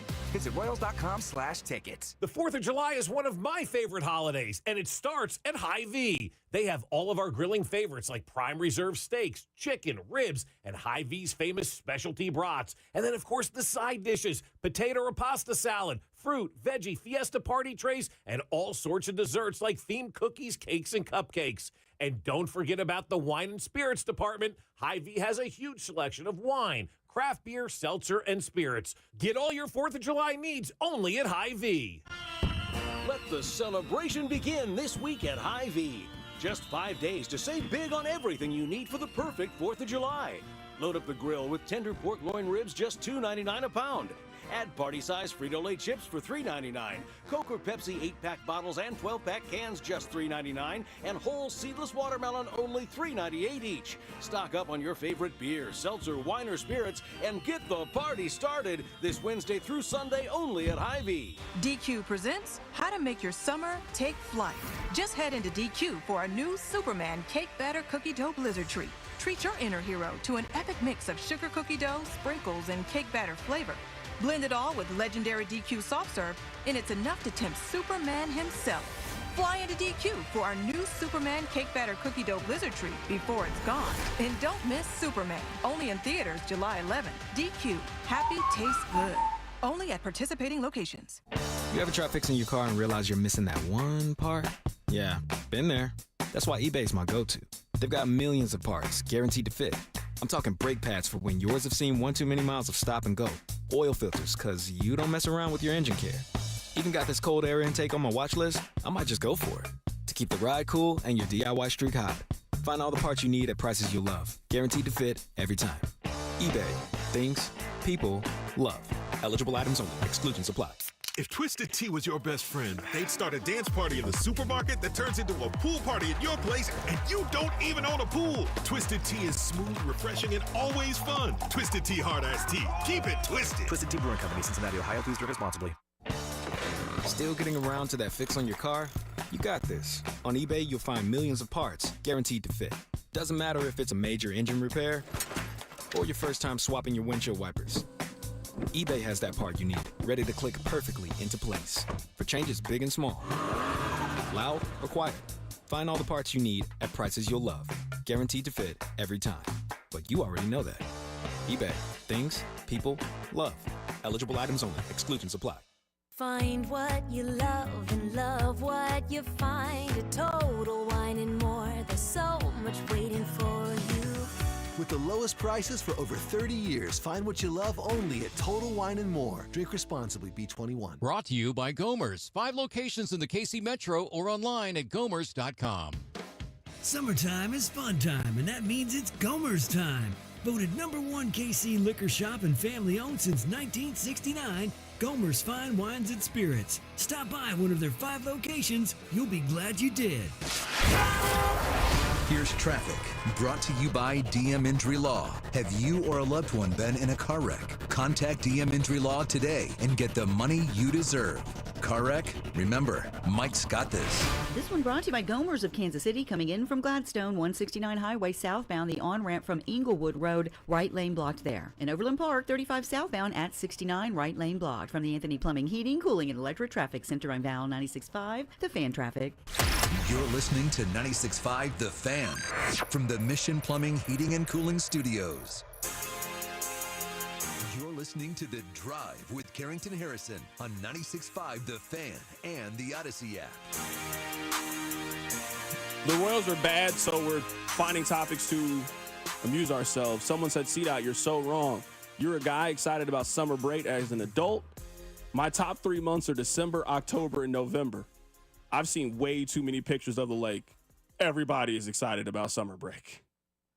See them pictures at the lake? People act like they've never been outside before. June is high up on the list. July, once you get past July 7th, it's just hot. Now, I don't mind that it's just hot, but there's not really anything else going on in July. It's just hot. Everything cool about July is it is just the bridge until you get to the much more eventful months. You know, August, oh man, football's right around the corner. It's still warm. School's coming up. July is a great bridge until we get there. But yeah, I have the 3 best months of the year of October, September, and June. June, it's warm, but it's not like overtly hot. You can still go outside. You can do things. You can do just about every activity in June. Rob, you golf more in June than you do the other months. You go to the pool. You and your girl or your wife, you eat outside more. June's just a great all-around phenomenal month. October, all of the sports intersect. They kind of also do that same thing too in September. So I'm going to go October, September, June. I think January might be the worst month. I mean, I know the NFL playoffs happen in January, and that's a big, big plus. we all know that lull when you got to go back to work after December and after the holidays, and it's like January 5th, and you're like, okay, it's just cold. Rob, you and I get here, and it's light, and then by the time we leave, it's pitch black. It's just windy. January is like the coldest month. You know it's going to have like 1 or 2 snowstorms. There's no good movies that come out. There's no good TV shows that start in January. January might be the worst month. I mean, February is the actual answer for worst month, but that's neither here nor there. I won't argue on February. I won't argue February. February came in 12th on my list. I got... Okay, here we go. So I asked you to make a list. How would you rank the 12 months? Why don't we go from 12 to 1? You're going to go 12 to 12 1? to 1. Okay, so February is 12. Okay. I mean, it's all the things you said about January, except for there ain't nothing going on. It's just brutal cold and nothing is happening. I mean, I love college basketball, but conference season, you feel like it's dragging on. No thanks. No, you're right. I mean, February is less football and nothing else that's happening. Mm-hmm. It's one football game, and then we're done. At end of month. You get cold, one football game. You got to go to dinner one time with your wife, and then you'll just get fake excited about one KU Iowa State game. Mm-hmm. I got August at 11. Oh, here we go. August is all the worst parts of the summer. You get fake football. I don't care about the preseason. I will never care about the preseason. The preseason does not move me in any way. When it's 106, watching the Chargers and Lions playing Canton does not move me.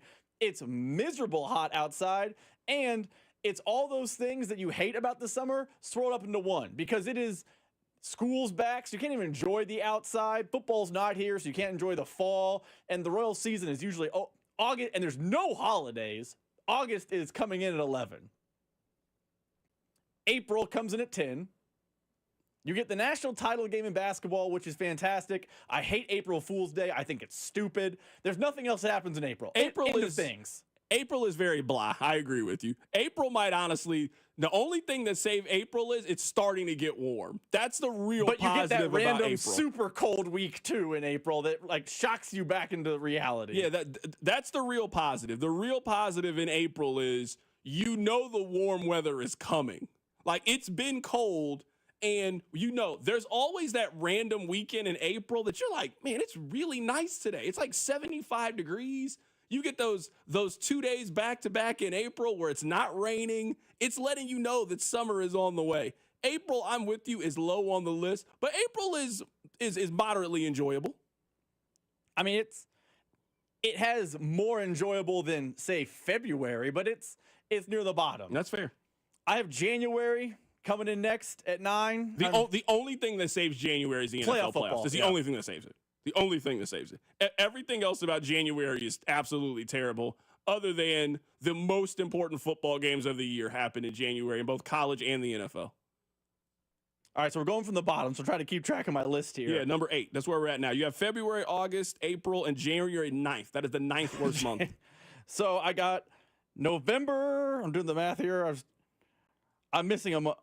Yeah, no, I'm good here. So yeah, November. November is near the bottom. Yeah, November and number 8 is crazy. June 8, November 7. I can't believe you can't keep these 12 straight on. What's going on back there? You went backwards on me. I had it top to bottom. I was going back. June, because it's very August-like, except for you hit the dog days, unfun. November at 7, because you get the tease of all the fun stuff with the holiday. You get some time off. I like time off. Everyone's a fan of time away from work. What makes November different than October? Is it just you love less playoff sports. baseball? Less sports. Okay, I didn't know. In October, October's going to come in at number 2. You get every sport. Every sport is in prime time. It's still warm enough to go outside. It's not too cold. Yeah, the only thing you don't get is baseball in November. You get everything else. You get college basketball starts, the NBA. So the only thing you don't get is baseball. Yeah, every sport is playing in October, and the weather's better in October than November. That's fair.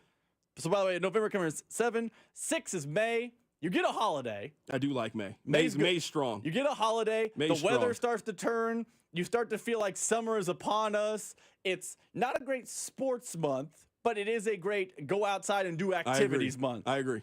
This is where I have July. 4th of July is an elite holiday. Elite holiday. It's July, but the problem with July it's is the one day. And it peaks early. Very early. It peaks very early. July can be done after the 6th. After the 6th, we don't, what else, there's nothing else about July. The good thing about July is it's great vacation season. Oh, 100%. It's go take the family to Disney, for sure. head to the lake. It's all those vacation things. That's what the 5th through the 31st is designed for. I agree. That's the time away. I'm with Also, I hate camp. I think training camp is stupid, but training camp does start, which means you feel like football's around the corner. Top 4. September. I mean, come on now. September. Yeah, there's no, you get holiday, you get football. That might arguably be number 1. Yeah, March is 3. March is elite. You feel like the weather's starting to turn. You go back outside. There's an event in Kansas City where we celebrate basketball and drink outside. There's no argument that March is better than September. There's none. There's no argument that it's better. Have you been down to Power Light during the I live tournament? downtown. Of course I've been down there. You know what never happened down there? That's September. No one's walking around downtown in September just, oh, man, what a great vibe. I'm That's serious. a thing in March. There's no argument that March is better than September, in my opinion. Not a weather, not a sports offering. There's no argument that March is better than September. This is the wild list. March is incredible. 2 is October, as I mentioned, and number 1, December. I had no clue you loved Christmas like this. You get multiple days off. It's a good vacation time. You get Christmas. If you have kids, you get to spend Christmas with your kids, the family. It's chilly. You get a lot of sports. December's the best month of the year. December is an incredible month. They have a whole movie catalog involved around 1 month. Rob's top 5 months. He has December is 1, October 2, March 3, September 4, July 5. That's how he has his top 5 ranked. He has February as the worst month of the year, December at number 1. I didn't know that you loved Elf. I didn't know that you loved Elf this much, that it's your favorite month of all of the years. I had absolutely no clue that this was the case. I learned a lot about you. I really did. I learned a whole lot about you in this month. This was a fun exercise. Someone said the Royals are so bad we're doing monthly power rankings. I mean, we could just do a random Mount Rushmore. Yes, they are that bad. That is 100% true. December at 1 is criminal. I'm with you. Having December as your favorite month is very, very wild. All right, coming up on the other side, we'll get back to very serious sports things. Keep it right here. It's The Drive. The Drive with Carrington Harrison, your home for the best food takes in KC. Regular old American nachos. You know, I don't need jalapenos with mine, just chips, cheese. Brought to you by DM Injury Law. Have you or a loved one been in a car wreck? Contact DM Injury Law today and get the money you deserve. Car wreck? Remember, Mike's got this. 96.5 The Fan. Hey guys, it's Carrington Harrison from The Drive. Summer is officially here, and that means the sun is out and the grill is hot and life is calling you. But what if you're just not feeling it? Low energy, brain fog, maybe you have no drive. It might not just be your age. It could be low testosterone. At Heartland Men's Health, they know what you're going through, and they know exactly how to help. Low T can lead to poor sleep, weight gain, low sex drive, and zero motivation, but it doesn't have to be that way. Do you know what the first step is? It's taking the free Low T quiz at heartlandmenshealth.com. It only takes 2 minutes. Then schedule your $99 consult. That includes lab work and a full medical review. And if your treatment starts that day, that means your visit is on the house. Don't wait. Heartland Men's Health is changing lives in Overland Park, Independence, and North Kansas City. Call this number, 844-447-6600, or visit heartlandmenshealth.com today. That one phone call can change your life, can change your summer. So get back to feeling like yourself. Pick up the phone and call Heartland Men's Health today. Go Yard all baseball season long with Underdog's Champions Game. Join the millions who have already won billions making plays on Underdog and be next to join one of the leading places to make all your sports selections you can play in your state. To play, all you have to do is download the app. Choose whether you think a player will go higher or lower than their favorite stats, home runs, strikeouts, total bases, and so much more. Once your entry feels good, you can play with as little as $1, and if you get everything right, you could win up to 1,000 times your money. That's right. If you bet $1, you could get up to 1,000 times your money, so you really could turn $1 into $1,000 with your baseball knowledge. Download the Underdog app. Sign up using that promo code TAPP, T-A-P-P, to unlock a special offer for up to $1,000 in bonus cash when you make your first deposit.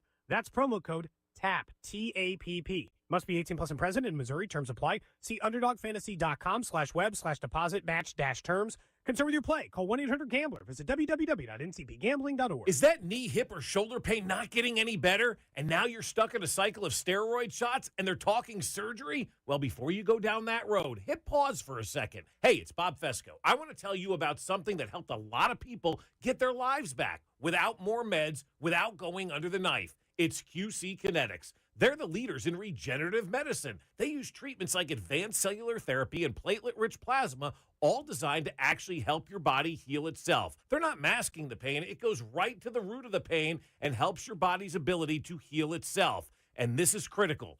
92% of patients report satisfaction with their results. That's not just a number. It's peace of mind that you're exploring something that's truly working for people just like you. And it doesn't cost anything for a second opinion. Call QC Kinetics today, 816-412-6299. That's 816-412-6299. 816-412-6299. We all hear the radio ads about the IRS. They tell you to be afraid, to be scared, and they try to frighten you into calling. I'm not here to do that. Tax Relief Advocates is different. TRA is here to tell you that if you owe money to the IRS, whether it's $5,000, $50,000, or $500,000, we have a solution. It doesn't matter if you're sitting in your car, at work, or with your kids. No matter where you are, call now. 800-575-6812. Don't lose hope. TRA can eliminate or reduce what you owe to the IRS. Generous programs are now available that can give you a fresh start. Our passion is taxes and helping individuals fix their IRS problems. We have over 1,000 5-star reviews on Google and an A+ with the Better Business Bureau. You don't need to be afraid of the IRS any longer. End your tax nightmare today by visiting us online at TRA.com or call 800-575-6812. That's 800-575-6812. Tax Relief Advocates. Real solutions for real people. If Twisted Tea was your best friend, they'd start a dance party in the supermarket that turns into a pool party at your place, and you don't even own a pool. Twisted Tea is smooth, refreshing, and always fun. Twisted Tea Hard Iced Tea. Keep it twisted. Twisted Tea Brewing Company, Cincinnati, Ohio. Please drink responsibly. Still getting around to that fix on your car? You got this. On eBay, you'll find millions of parts guaranteed to fit. Doesn't matter if it's a major engine repair or your first time swapping your windshield wipers. eBay has that part you need, ready to click perfectly into place for changes big and small, loud or quiet. Find all the parts you need at prices you'll love, guaranteed to fit every time. But you already know that. eBay, things, people, love. Eligible items only. Exclusions apply. Find what you love and love what you find. A Total Wine and More. There's so much waiting for you. With the lowest prices for over 30 years, find what you love only at Total Wine and More. Drink responsibly, B21. Only $39 for an AC tune-up. Book now at themvpkc.com. MVP Air Conditioning, Heating, Plumbing, and Electric is your home's MVP this summer. Get a summer AC tune-up for just $39 and avoid costly repairs. Call today, 913-214-1212, or visit themvpkc.com. MVP, one call does it all. Here's traffic, brought to you by DM Injury Law. Have you or a loved one been in a car wreck? Contact DM Injury Law today and get the money you deserve. Car wreck? Remember, Mike's got this. This one brought to you by MVP Air Conditioning, Heating, Plumbing, and Electric. Problem out near Independence, it is going to be 435 northbound past 23rd Street. The right lane is blocked. From the Anthony Plumbing, Heating, Cooling, and Electric Traffic Center, I'm Val, 96.5 The Fan Traffic. This is 96.5 The Fan, your home for Chiefs football. All right, welcome back into the show. Coming up in the 4 o'clock hour, if you missed it, JJ Piccolo was on the station. We'll play for you what he had to say.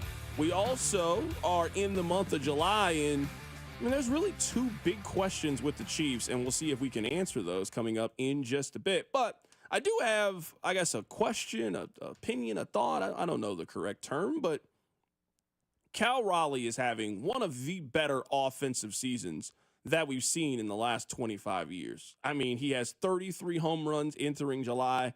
He has 71 RBIs. He's hitting 276. He had a home run yesterday. Like, he is having a phenomenal start to his season.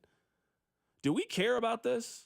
And I don't say this to diminish at all what he is doing, but if this season had happened 15 years ago, it feels like it'd be the number one story. If this season had happened 25 years ago, Cal Raleigh, regardless of what market he would in, would be a star. Have we been numb to, desensitized, maybe is the correct phrase, to when guys put up numbers like this? I mean, we're talking about a guy who is en route to hitting 50 home runs and having 120 RBIs at catcher. Like, maybe the best offensive season ever at that position. And I just don't really feel like it matters to a whole lot of people. I don't feel like it's getting the necessary publicity. Now, some of that I think is the phenomenal season that Aaron Judge is having, and it feels like Judge is going to be a runaway for American League MVP.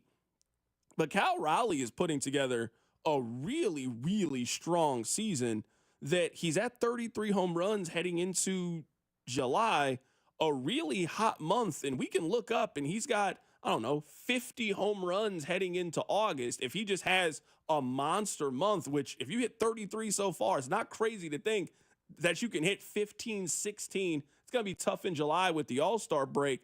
But we could be talking about somebody who's at 45 to 50 heading into August, and who knows where this thing can go. It just feels like maybe it's the last 25 years and the steroid scandal and all these different things.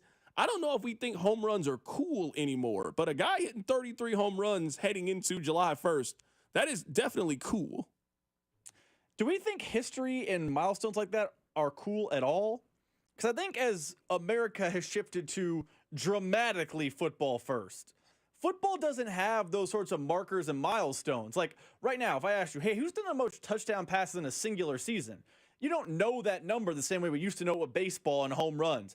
Hey, who's the guy who, what's the equivalent of the hit streak? I don't know it is in football, but in baseball, Joe DiMaggio, he got a hit in 56 straight games. Like, historical markers really mattered in baseball. And as baseball has fallen out of the public eye and football has risen, I think we've just kind of accepted we don't care about those historical markers because they don't exist in football. No one knows this, great achievement. Hey, can you believe so-and-so threw for this many yards in a season? Hey, what's the all-time yards passing? What's the all-time receiving yard? I don't think people know those numbers offhand. And because football is more popular, I think the interest in those statistical anomalies is just fading.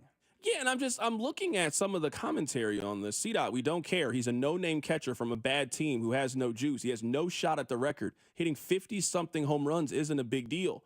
Are we impressed by individual stats anymore? Like, you and I talk about this all the time. Have we just devalued the regular season?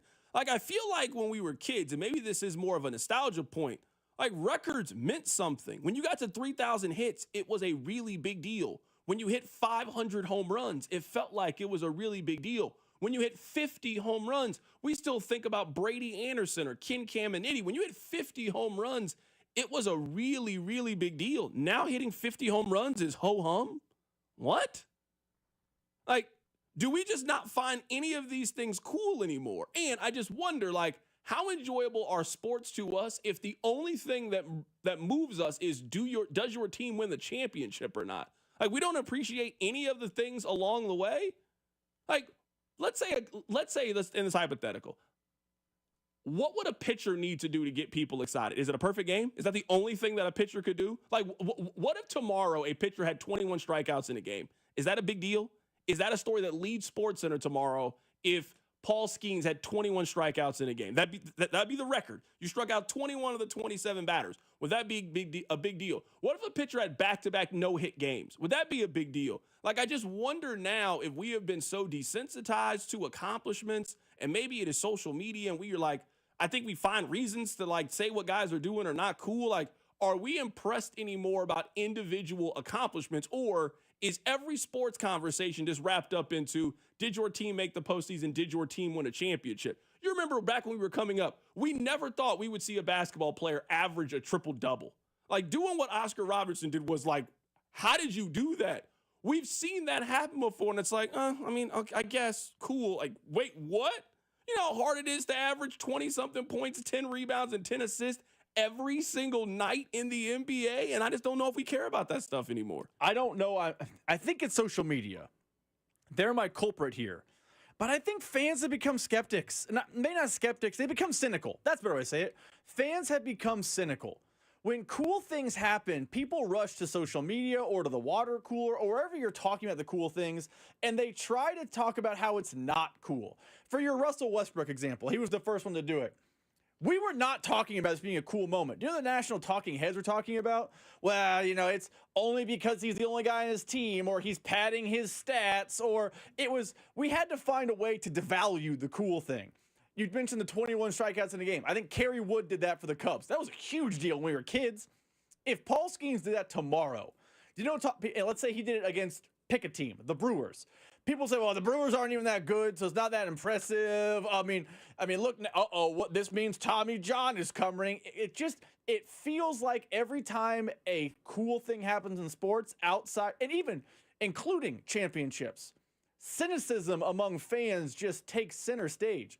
The Eagles walloped the Chiefs. Talk about the Eagles walloping the Chiefs, and Chiefs fans will poke holes in that game. Yeah, but this is where I think you're being a little bit unfair. I mean, I would say there are certain people that still capture that. Like, people love watching Caitlin Clark play. Like, when you watch her, it's just like not the WNBA players, apparently. They hate it. Yeah, we can talk more about that on the other side, because I think everybody's being weird when it comes to Caitlin Clark. But, we can see Caitlin Clark and just be like, wow, what she is doing is incredible. Like, I'm sitting here and I'm watching this. Someone says, see, now all of that stuff is a big deal when you're a child.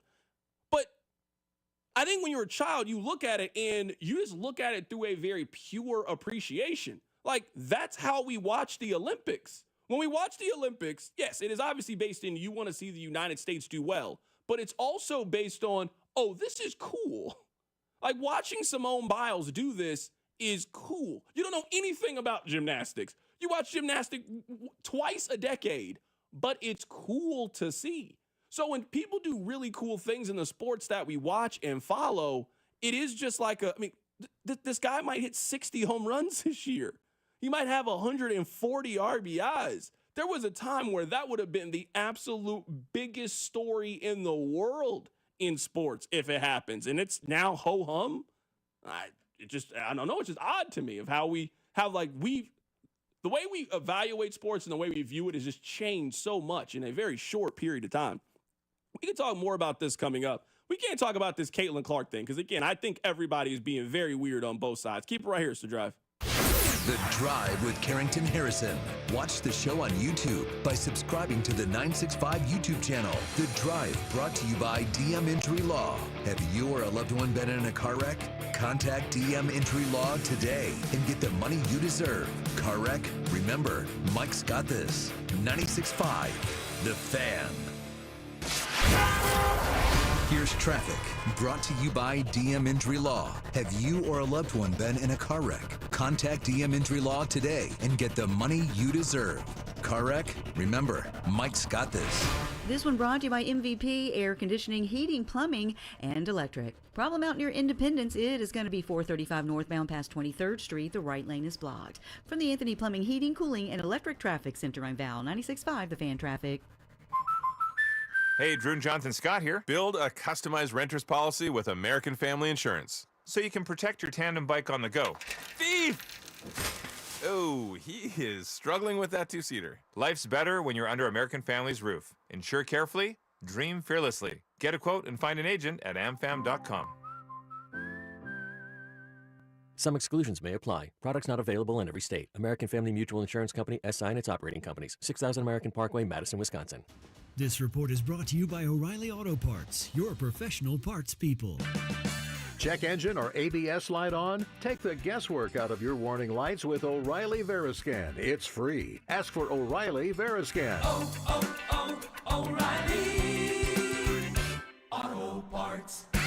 Flooded bathroom? AC on the fritz? When things go wrong, you need reliable service fast. Call Hamilton Plumbing, Heating, AC, and Rooter and take $50 off any HVAC, plumbing, or electrical repair over $200. The pros at Hamilton are ready 7 days a week to fix the problem. Over 40 years experience, more than 8,000 five-star reviews, plus our exceptional service guarantee means you can trust Hamilton to bring comfort and calm back to your home. Visit callhamilton.com for details, terms, and conditions. License number 2025-11121. In Kansas City, we don't just root for the home team. We root for the most important team of all, our nation's military heroes.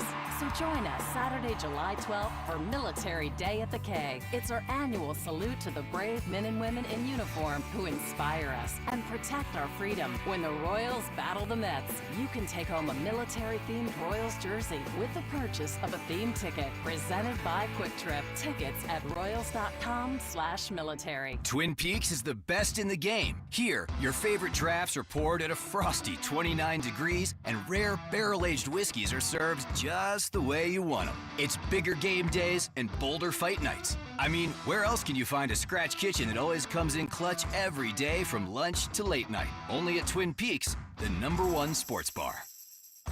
Stick around after the sun sets. Twin Peaks is open really late. Wind down with bourbon and late-night bites. At KCUC, you see the best in KC. As the region's premier urology and oncology center, KCUC stands out for 3 reasons. 1, experience. With 50-plus providers, you're seen faster when you need it. 2, convenience. 25-plus offices means care close to home to make each visit easy. 3, technology. We offer the most advanced treatments available. You deserve the best. Why go anywhere else? Trust Kansas City's largest, most experienced and advanced urology team. Visit kcuc.com today. At KCUC, you see the best in KC. This summer, Casey's has 89-cent fountain and frozen drinks. But if you don't have 89 cents, you could check your center console, or dig between your couch cushions, or ask Grandma for $1, or just use your credit card. We take those too. 89-cent frozen and fountain drinks at Casey's, all summer long. Restrictions may apply. See store for details. Do you know a coach who goes above and beyond? The Royals, the CU and the Major Leagues Foundation, and Blue Cross and Blue Shield of Kansas City are recognizing those impactful men and women. Nominate your high school coach at royals.com/coaches with Carrington. It's almost Andy Reid. When I landed in KC, I started doing commercials, the whole playbook. That's how I teamed up with Renner Garage Store. For nearly 70 years, Renner has been serving KC with the latest styles, top brands like Deldon, Amar, and LiftMaster, and the trusted service of a family-owned team. Get your free estimate today, and if you're looking for work, Renner's hiring installers with paid training. RENNER forward and back. RENNER, RENNER. Gear up, race fans. Sioux Cup IndyCar Race Weekend is roaring into Iowa Speedway July 11th to the 13th, featuring the only NTT IndyCar Series doubleheader weekend on the 2025 schedule. Sioux Cup IndyCar Race Weekend has become one of the most anticipated and action-packed events in racing. Tickets are going fast. Score yours today and get ready to feel the rush at the fastest short track on the planet. Visit IndyCar@Iowa.com for tickets. Sioux Cup IndyCar Race Weekend at Iowa Speedway, the ultimate summer racing event. A recent homeowner in Kansas City was trying to sell their home, and that's when they discovered Dawn Sharp. Dawn didn't just list their home, she became their trusted guide through every decision. And the Sharp Homes team can give you options as well. If you want to skip the showings and open houses and go straight to sold, then contact the only agent I would trust if I needed to sell my home. It's Dawn Sharp and the Sharp Homes team, brokered by Epic Realty. Ask them about their instant offer program. You can Google them at Sharp Homes Team or just pay them a visit at homesforsaleInKC.com. Brought to you by Gomers. 5 locations in the KC Metro or online at gomers.com. Summertime is fun time, and that means it's Gomer's time. Voted #1 KC liquor shop and family owned since 1969, Gomer's Fine Wines and Spirits. Stop by one of their 5 locations. You'll be glad you did. You're listening to the all-new 96.5 The Fan, your new home for Chiefs football. KFNZ, FM and AM, HD1 and HD2 Kansas City, an Odyssey sports station. All right, we're having a good conversation. Let's finish this conversation. We were talking about Cal Raleigh, who is the catcher for Seattle. He was having a phenomenal season. He is currently hitting .276. He has 33 home runs and 71 RBIs. It is very realistic to think that he can hit 60 home runs this year and probably have 120 or something RBIs. Someone on the text line says, CDOT, home runs are so common these days, and hitting 50 means little to nothing. It's just like dunks. Everyone can do it, so why would it be impressive? Rob, do you know how many players have hit 50 home runs in this decade? We are halfway done with the decade. Do you know how many players have hit 50 home runs? Is it one? Is it just Judge? 3. Okay. Judge, Ohtani, and Matt Olson. Those are the 3. Big outlier there. I'm saying, so the belief that everybody is hitting 50 home runs is simply not true. this is maybe the point that I have with all of this and just reading these texts. And maybe this is a minority of people, and that's fine. I wonder if we allow athletes to capture our imagination the way that we let them when we were kids. For example, let's say, Rob, that you and I start talking about Lamar Jackson, for example. You agree that the text line would largely be filled with, he's never won a Super Bowl, he hasn't been good for the most part in the postseason. But then I think, isn't that the case for most of the athletes that we like growing up? Griffey doesn't have a World Series. Michael Vick was one of the most exciting players. Vick never got close to it. People love Allen Iverson, never really got close to a championship. Like Charles Barkley never won a championship. A lot of really popular, fun players were not champions in that way. That I do feel like we used to celebrate certain things that maybe we just don't celebrate anymore. As I'm sitting here and I'm watching and I'm thinking, man, I remember when hitting 60 home runs would have been the absolute biggest story. But I wonder if we are now more cynical about these kind of accomplishments. And do we care any more about individual accomplishments? Or maybe it's much more of a career thing. When LeBron was becoming the all-time leader in points, it felt like a pretty big deal. A lot of people wanted to be there. He hit the big shot. It was a big thing. But I mean, like on an individual basis or a player like this, what could capture our imaginations? I think Vern said it earlier. If a player got close to hitting 400, I do think it would be a pretty big deal. It would be something that you and I never thought we would see. If a player got remotely close to Joe DiMaggio's hitting streak and he got to 40 and he had to do another, 12 games or so, I do think people would get really, really excited. Maybe now, because of so much content, so much stuff that happened, the bar to excite us is so much higher. Like the guy was using the dunk analogy. Sometimes we see dunks in the dunk contest that are really incredible dunks. Like a guy throws it off the backboard, you catch it, do a 360 behind the back, and it's like, woo, whoop. Like, do you not understand how hard it is to do something like that? I do wonder if we've all been watching sports for 20, 30, 40 years, so the bar to just capture our imagination is just so much higher than it was 20, 25 years ago. And I don't know we see it totally different. I think we see it similar. Because I think everything you're describing is a symptom of the disease right now that fans look forward to being cynics. We'll use Lamar Jackson. That's the example you use. Lamar Jackson is the modern day Mike Vick. He is great. He is really fun to watch. He has won multiple MVPs. He is legitimately a superstar in football, and you can make an argument for a Hall of Fame caliber player. He is an enjoyable watch for 17 weeks on Sundays on your couch, and we can see him now because of television and social media more so than ever. But you're right. If we talk Lamar Jackson on this show, no one says, boy, is he fun to watch. They talk about how he can't win the playoffs. They can't talk about how he won a Super Bowl, how he's never been to a Super Bowl. It's the first thought in everyone's head is cynicism.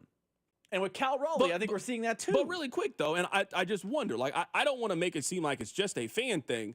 I also wonder if maybe that was the conversation back then. There just wasn't a vehicle for us to know what fans think as much.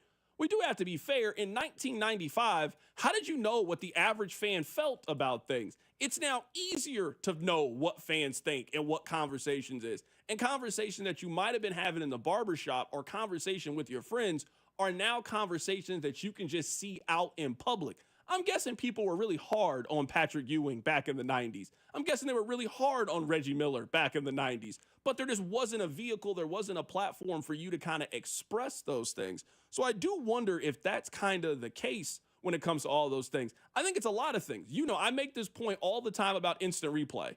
We spend more, sometimes in instant replay, we spend 5 minutes rewatching a really incredible play trying to find out what was wrong about the play instead of admiring how cool it was. Think about when a guy makes an incredible catch on the sideline. We spend 5 minutes debating if he got his feet down, where I think in some ways we are trying to poke holes in amazing plays rather than just say, wow, that was like a really, really incredible, super athletic thing. There's a lot of things I love about sports. Part of it is I just like watching people do really athletic things that we can't do. That's just really enjoyable to me. A couple of weeks ago when they had that Fanatics Fest, I don't know if you saw that or not in New York, they showed Tom Brady doing a three-point contest. And you might find this hard to believe. Tom was amazing at it. Wait, hold on. You're the greatest quarterback ever. You're 40-something years old. You just pick up a basketball and you shot like 60% from three wide open. I'm sitting there like, wow, you were just a really athletic person. I like the competition. I like the athleticism. I just wonder if maybe I view sports differently, or if there's a lot of people that also view it like that we just don't hear from those people. And you know what? I will credit, you're probably right. I think I may be vilifying social media a little bit here. But I think this is part of the problem too, and I think it serves my point. That Fanatics thing. They talked about it on First Take, and now it feels like those First Take talking head hot take shows are way more prevalent today than they were in 1995. Maybe in 1995, if, you know, Stephen A. and Shannon Sharp are yelling at each other, people would have been, you know, had a vehicle to be really down on Patrick Ewing. But you know what? First Take and social media and First Things First and Get Up and all those things talking about after Fanatics Fest, it wasn't Tom Brady being good at the three-point contest. What was the thing they talked about, Carrington? It was that Joe Burrow was bad at the things. So we went out of our way. The media folk, the social media folk, everyone went out of their way to, we saw two things happen at the Fanatics Festival. Fanatics Fest feels like an odd thing to say. Fanatics Festival.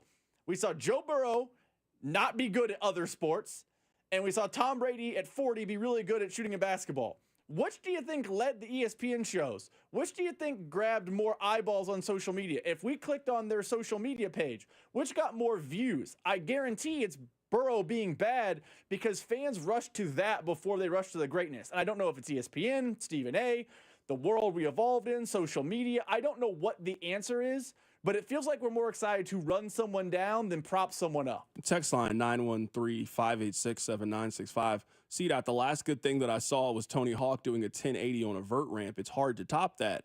I would say that amazing things happen pretty routinely in sports. Just this weekend at Kauffman Stadium, we saw one person throw a pitch 101.7 miles per hour and also in that same baseball series hit a home run. There are not a lot of human beings that can do that. Just this past college football season, we saw a player basically never leave the field. Some of you played football at a really high level. Maybe you were a really good high school player. Maybe you played college. Maybe you had a chance to go to the pros. You know how hard it is to play corner at that level and then not take a break and then turn around and play wide receiver and also be really, really good at it? I would say that really amazing things happen all the time in sports. We've been really fortunate, I would say, in the last, let's say, 10 years to see some pretty amazing things. I mean, we've seen the fastest human ever. There's never been a human being who runs in a straight line faster than Usain Bolt. We have seen the greatest swimmer of all time. We have seen, some people think he's the greatest basketball player of all time. He's certainly in the short list of who could be the greatest basketball player. We see amazing things all of the time. And maybe in between all the arguing on whether this guy is clutch or not, or is this guy good enough to win a championship, sometimes we just need to step back and say, oh man, the people that are in these games that play are really, really incredibly athletically gifted. We talk all the time about youth sports on this show, right? Like, a lot of you have your kid signed up. Your kid ain't got no chance of getting to this level athletically. Like, it's really, really hard to get here, and it's even harder to have success at this level. And not just success, I mean be great at it. It's really, really hard to do. And for a guy to go back behind the plate and catch every day and then hit 50, 60 home runs this season just feels like something as a sports society we all should be celebrating a little bit more than I think we are with Cal Raleigh. Coming up on the other side, we will play for you guys what J.J. Piccolo had to say. He was on the Midday Show earlier today talking about the month of June for the Royals. Keep it right here, it's The Drive. You're listening to The Drive with Carrington Harrison, host of the Random Royals lineup on 96.5 The Fan. Baseball with the Royals. Brought to you by DM Injury Law. Have you or a loved one been in a car wreck? Contact DM Injury Law today and get the money you deserve. Car wreck? Remember, Mike's got this. $5,000. That's the average amount of money people in the U.S. are now spending on gas in a year. $5,000. That's crazy. If you drive, you have to download Upside, the free app that gives you cash back every time you get gas. That's right. You can earn real cash back with Upside just by buying the gas you're already buying. You can literally start earning cash back today. I use Upside every time I fill up, and I've already made around $300. You're putting gas in your car anyway. Why not get real cash back? back. If you like free money, download Upside. I'm saving the cash I earn from using Upside to help pay for a vacation later this year. Download the free Upside app now to earn cash back every time you buy gas. Use promo code FRESH to get an extra 35 cents per gallon on your first tank. You can cash out anytime right to your bank, PayPal, or a gift card for Amazon and other brands. Just download the free Upside app and use promo code FRESH for a 35 cents per gallon bonus on your first tank. That's code FRESH for a 35 cents per gallon bonus. Need to sell your house in Kansas City but not sure what the best option is? Selling a home, especially when dealing with foreclosure, divorce, job relocation, or an inherited property, can feel overwhelming. That's why I don't just make offers. I help homeowners understand all their options so they can make the right choice with no pressure and no obligation. I'm Rex, a local homebuyer and resident right here in Kansas City. Whether you're looking for a fast cash sale or just want to explore your choices, I'll walk you through the pros and cons of selling to me or listing with an agent. If selling directly is your best move, I'll offer you a fair cash price and a closing timeline that fits your needs in as little as 7 days or on your schedule. No repairs, no commissions, no hidden fees. Just a transparent, hassle-free process so you know exactly what to expect. Let's talk. Call 816-330-6000 or visit rexspyskc.com for a free, no-pressure consultation. Rex Spies KC, helping homeowners make informed decisions with confidence. In a world parched for excitement, one drink will emerge. Twisted Tea, the refreshing thrill ride of flavor. Recreating its classic role as the hard iced tea that goes down smooth. Twisted Tea doesn't just taste like real iced tea, it's made with real brewed tea and a 5% kick of alcohol. Taste the adventure with Twisted Tea Hard Iced Tea. Keep it twisted. Twisted Tea Brewing Company, Cincinnati, Ohio. Please drink responsibly. Oh, hey. Hey, thanks for meeting me here.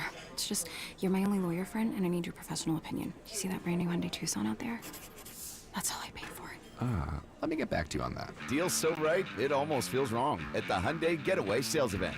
Get 0% APR for 60 months, plus 0 payments for 90 days on all Hyundai Santa Fe models. And check out our other great deals at your Hyundai dealer today. Offer ends September 2nd. Call 562-314-4603 for details.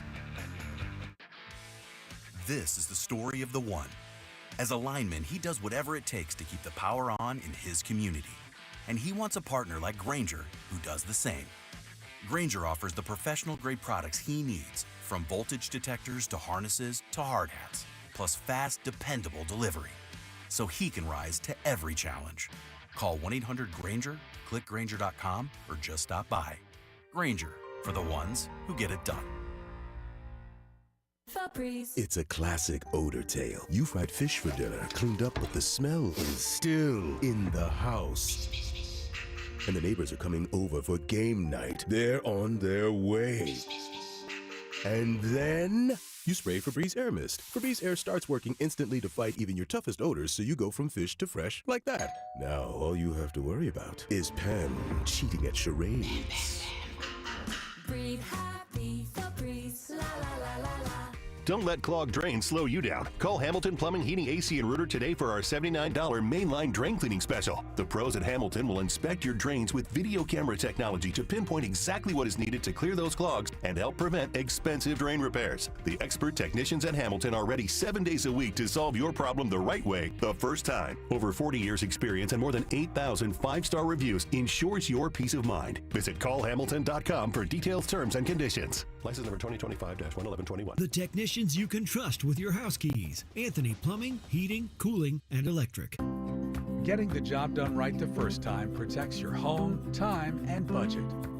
This month, get $500 off a water softener and filtration combo. Schedule at anthonyphce.com. Here's traffic, brought to you by DM Injury Law. Have you or a loved one been in a car wreck? Contact DM Injury Law today and get the money you deserve. Car wreck? Remember, Mike's got this. This one brought to you by Anthony Plumbing, Heating, Cooling, and Electric Traffic Center. We've got a problem. Overland Park, 35 southbound at 69, right lane blocked. And then 435 southbound at 70, left lane blocked. From the Anthony Plumbing, Heating, Cooling, Electric Traffic Center, I'm Val 96.5, The Fan Traffic. You're listening to 96.5 The Fan from the Mission Plumbing, Heating, and Cooling Studios. Hey, Kansas City, it's Vinny Pasquantino. Welcome into The Drive with Carrington Harrison on your home for Royals baseball, 96.5 The Fan. All right, earlier today, the general manager for your Kansas City Royals was on the midday show, and he certainly had some thoughts. We'll play them for you. Let's start with this first thought. Have things changed given the last month for the Royals? No, not really. I mean, I think we're in a position where we're still competing to get into a wild card spot, and that's exciting. I think we have the personnel right now that we should be optimistic that we can still compete. We play a lot of those teams that are, in the mix with us in the coming weeks and months. So, the hard part is, you got a month of July until you get to the end of the trading deadline, and then you have another 60 games in August and September. And when we look at our roster and guys that we expect to have back at some point this season, we think our roster is just going to get better. I guess, obviously some of those guys, including Cole Reagans, but if it's Michael Massey or some of these others, what's the hope around, I guess, the offense at the moment as far as getting those guys back? Because right now it seems like the hope is around just hoping guys hit better, JJ, versus the options you have available to you in AAA. Yeah, well, I think some of the guys that we have in the current lineup that are healthy and playing, I think their track record, speaks for itself, and we can expect some progression there with the guys that we have. We also have some young guys that are going through this for the first time, whether it's Caglione or John Rave. They're going through some typical early career struggles that we see with a lot of good hitters in the game, guys that became very good hitters, some very good major league players. So there's reason to think within the group that we have, it's typically 13 on any given night, that we can get better with the guys that we have. And it's just trying to stay positive. We examine our processes all the time, and, just talking to our players on a very regular basis, they're looking at themselves in the mirror and say, we got to go out and do it because our processes are right. And they're the same processes that we've had success in the past.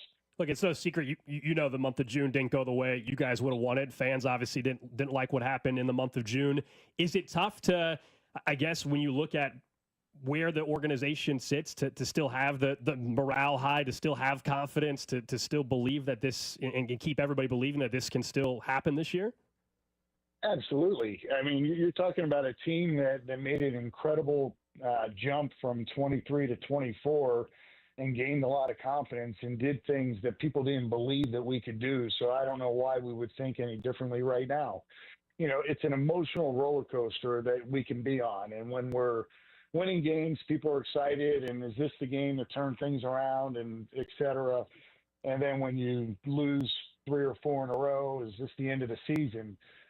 My job and the front office job and the coach's job is to eliminate that noise and just worry about today. We can't control what's happened in the past. The first 80-some games, they're done. What we can do is focus on today and how we win a game tonight and build off of that and keep this thing moving forward. And I believe in our coaches. I believe in our players. And, we just have to stay positive and know that you're one good run away from being back square in the middle of this thing. And that's where our optimism lies. I think that's the way we should think as an organization. Our fans have been turning out at the ballpark to watch our team play. So clearly, they are excited to come to the field, and that excites us and motivates us. And it's our job now to just try to get this thing moving in the right direction. But it starts, one brick at a time, and tonight's that brick that's got to get laid, and then you just keep building off of that. You had mentioned Jack Caglione. It's been a rocky start for him so far in his early big league career. I guess specifically before we talk about options and what makes sense for him as far as lineup goes, what specifically are you guys seeing in his approach? I don't know if it's just the ground out seem a little higher or those things. What are you guys seeing right now that he needs to work on? Well, to be very candid about it, his minor league peripherals, the batted ball profile, very, very similar to what he's doing in the major leagues. The chase rates were a tick up in the minor leagues. He's always been very aggressive. He's got incredible reach, so he can get to those balls away. I think what is happening right now is exactly what the major leagues is about. Pitchers can repeat pitches. They can go in pitch after pitch. They can go up pitch after pitch. And now it's up to the player to learn from those experiences and from those at-bats, and how can I be a little tighter with my zone? And that's something we discussed well before, publicly and privately, before Cags got called up, that was going to be the challenge. We just got to keep him positive as well and keep going. That's why we keep running him out there, and we're very optimistic that there's going to be a stretch of the bats where you're going to see that he starts to figure this thing out. But again, it's very typical. But when you look at, I'm not talking about numbers, homers, RB, I'm not talking about that. I'm talking about his process and how hard he hits the ball, his ground ball rates. They are all very similar to what we've seen in his minor league career. Alex and I both think it'd be a mistake, but there's no internal conversation about hey, if this continues for another 30 days, maybe we get him back in AAA and work through those things. Right now, this is a work through at the big league level thing, right? Yeah, we don't discuss that on a regular basis. What it is, it's night to night. We saw some signs on the last road trip where he did have some, I'll say, results that we wanted in the homers he hit in Texas. And then he went to San Diego and he hit the ball really well, but was a bit unlucky. A couple line drive outs, a couple of balls that were, really squared up where he's played perfectly. Hit a couple balls foul that were homers. They were just foul. So they're foul balls, they don't count, but they're the things that we saw and say, okay, he's starting maybe to come through this. And then the pitchers kept repeating pitches. So you got to give this thing some time. It's very, very natural. I can name several players over the Royals history that I've been here that have gone through some similar things. And we would have brought him up if we didn't believe that he could work through these tough times that he's going to go through at some point. So we're going to be very patient and give him the opportunity he needs. Thinking of fans and where they're at and the range of emotions, obviously, that happen, being a fan of a baseball team that obviously has had very high expectations for the season and to this point, of course, not on pace to meet those. Some look at the hitting staff, some look at a hitting coach in particular and say, hey, what's going on there? Should there be a change? What would your response be to those fans? Yeah, we know what's going on internally. Again, I mentioned this, earlier in this interview.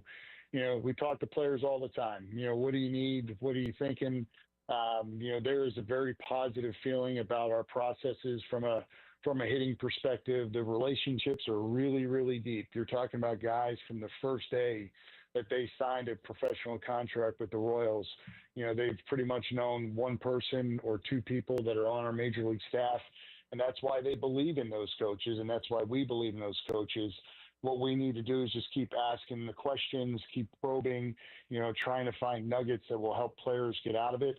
Our players, again, are very, very accountable. They understand how this thing works, and there's a strong belief in our coaches, whether it be our managers, our hitting coaches, our pitching coaches. There is a strong belief that these are the right people, and we just have to be supportive and work through these things. When you look at just one other question about the hitting, JJ, since we've got you, the overall team power, I know we've talked about the offensive numbers.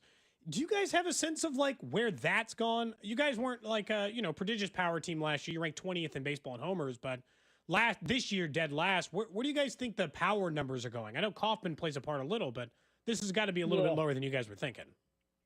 Yeah, no doubt. I mean, we don't build our teams around power for a lot of different reasons, but when you think about why does a player or a team not hit homers, a lot of it comes down to just pitch selection. I mean, if you're swinging at bad pitches, it's very difficult to get off a good swing. If you're swinging at good pitches, you got a better chance to get off a good swing, and now it comes down to timing and the sequence of your swing. And if you're doing that on a good pitch, then you have a chance to drive a ball, doubles, homer, whatever. That's as simple as it is. And I think the numbers will show you that our chase rates are higher this year than last year. And I think that leads to the lack of power, even from a team that wasn't counting on homers last year. You're going to see a regression, and you see a regression in doubles. You see a regression in slug. You see a regression in on-base percentage, and that's where the focus has been. We on a regular daily basis go through the at-bats. We get information every night. not only through video, but here are your at-bats. You know, where did you win this at-bat? Where did you lose this at-bat? And probably 95% of it comes down to getting a good pitch to hit. So you start doing that more consistently, the homers will tick up.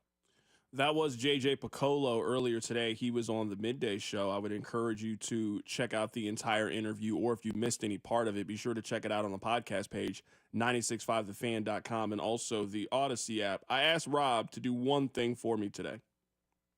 I didn't need a whole lot. I just asked Rob to do one thing for me today. I wanted to summarize the month of June in just a 2-minute clip. We didn't need to spend much longer than 2 minutes. You can get a lot accomplished in 2 minutes.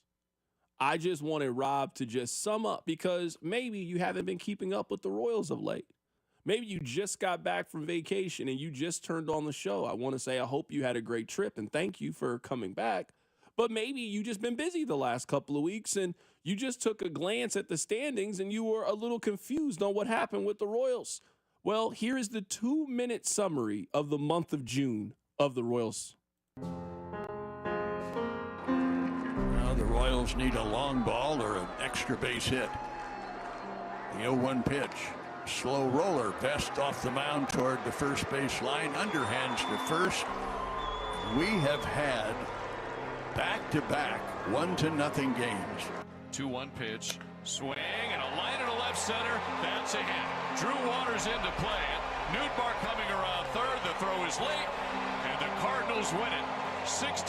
They walk it off here in the bottom of the 10th inning. In comes the pitch, and there goes the pitch. Deep, deep, deep left field and gone. My goodness. That thing just exploded off his bat. Pitch, line drive, off the tip of the glove of Pasquantino. Runner going to try to score. They throw to first. Safe there. Now runner coming home. The throw rolls away from Fermin. And runners end up at first and third. What a zany play. Infield is shallow. The pitch. And a swing and a grounder toward the middle. Bobby has it. He throws home. Safe, and the Padres win it. The 1-2 to Ohtani and a high drive. Deep right center. Back goes Caglione to the wall and gone. Ohtani. And the Royals with a golden opportunity to win it. The pitch. Ground ball, second base. Not a double play ball necessarily. Second one, first base. They got the double play. The Royals drop the opener to the Mariners by a final score of 6-2. And the Royals are more than happy to put a dreadful month of June behind them.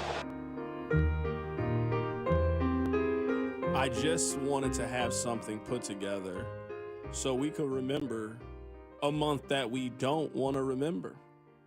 I'm sure plenty of you went out to Kauffman Stadium this past month and, you know, you spent the $20, $30 to park, you bought the tickets, you went out there, it's a little hot, it's a little sticky, your kid was complaining around the 4th inning, and you sat there and watched the Royals lose 5-2. I mean, they did that plenty of nights out at Kauffman Stadium, and I want you to know that I'm with you. I stand right here with you, and I encourage you to just quite simply keep your head up. I mean, brighter days are ahead of us. We will get through this together, but only if we do this together. That is it. Only if we do this together will we get through this. Rob, let's talk about this because I don't actually think we have talked about this yet. So, you know how a couple of weeks ago we discussed the NFL all-quarter century team, and they picked their 3 quarterbacks. 1 was Brady, 2 was Manning, 3 was Patrick Mahomes. Now, maybe you would put Mahomes at second and you put Manning at third. I'm not here to argue this. But our dear friend, Sam Munson, friend of the show, said that he believes that Aaron Rodgers has been a better quarterback over the last however many years than Patrick Mahomes. And it got me thinking, at least from this perspective. And I don't know if we factor this part in a whole lot when we are discussing players in our evaluations.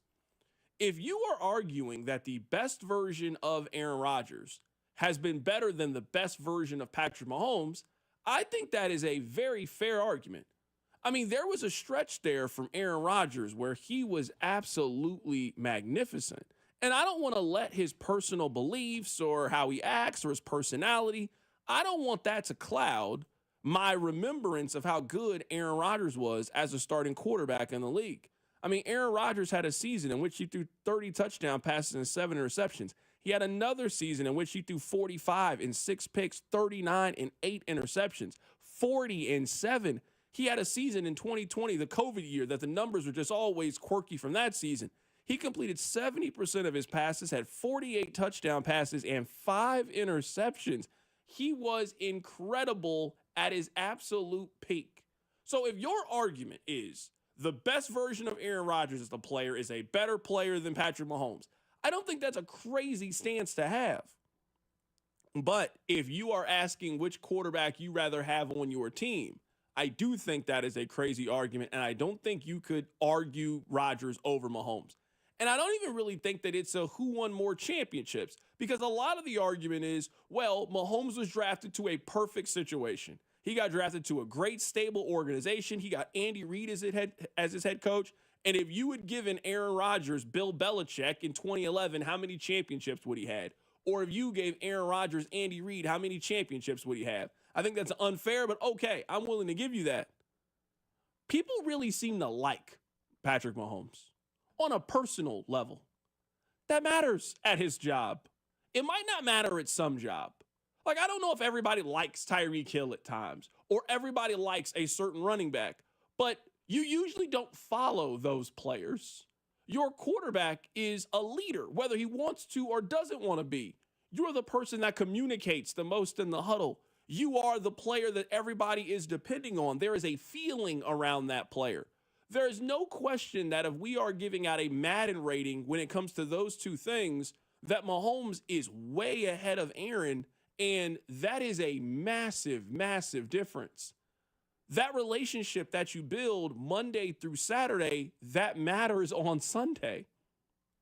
That matters. The fact that people really like one of the players, wants to be around them, wants to hang out with them, believe in him, will follow him, matters compared to the other person.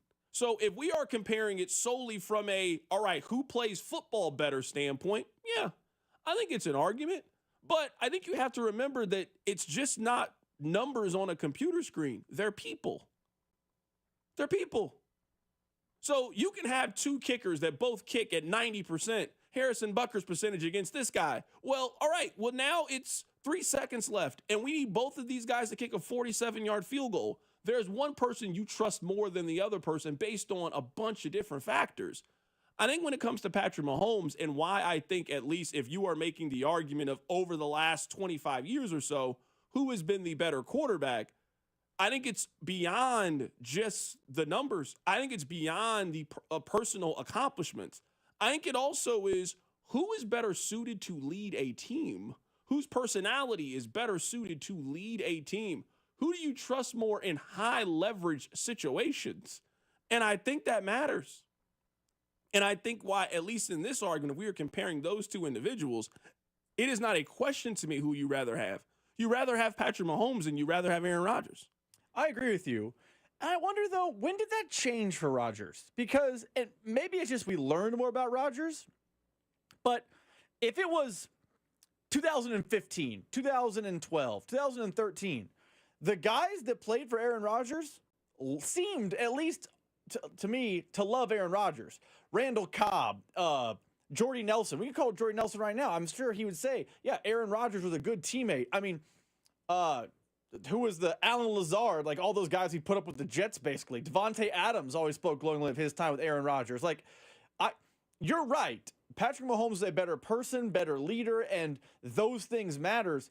When did that change for Aaron Rodgers? Because I think if we were doing the show 12 years ago, and it's 2013, and me and you were talking about Aaron Rodgers, we're going to talk about how Jordy Nelson, Randall Cobb, and Al Lazard, and this group of James Jones, Greg Jennings, this group of wide receivers seems to really like Aaron Rodgers. When did this pivot? Is it just Aaron Rodgers went to the Jets? Aaron Rodgers started doing more podcasts? Because you're right, but I don't think that was always the case. Yeah, but I would say, though, and someone says, sure, Mahomes is better, but I think you're letting how Rodgers acted. Did he have those complaints when he was great? Maybe he didn't have those complaints, but it was pretty widely known that Aaron Rodgers didn't really communicate with his family.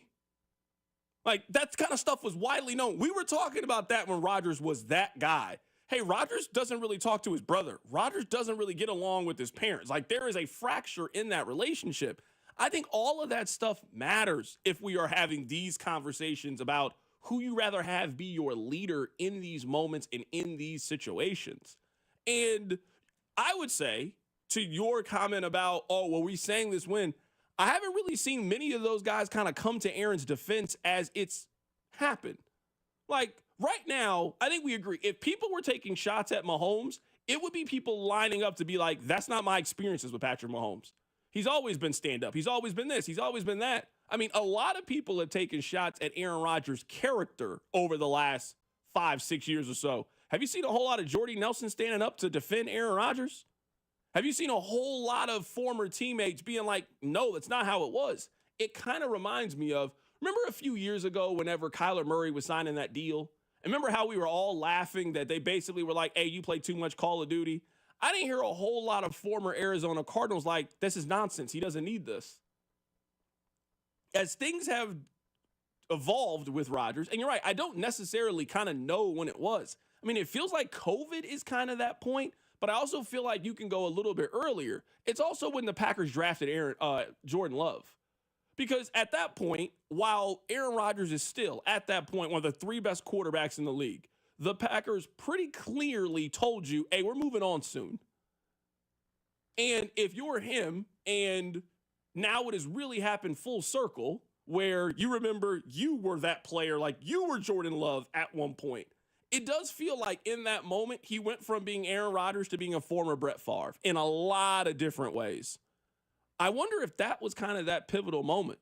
I'm not here to tell you that Rodgers is a good person, bad person. I don't know Aaron Rodgers. But I do think we have enough of who would you rather have leading your team? You know, one thing I know Patrick Mahomes would never do? He would never leave in the middle of camp to go film a documentary.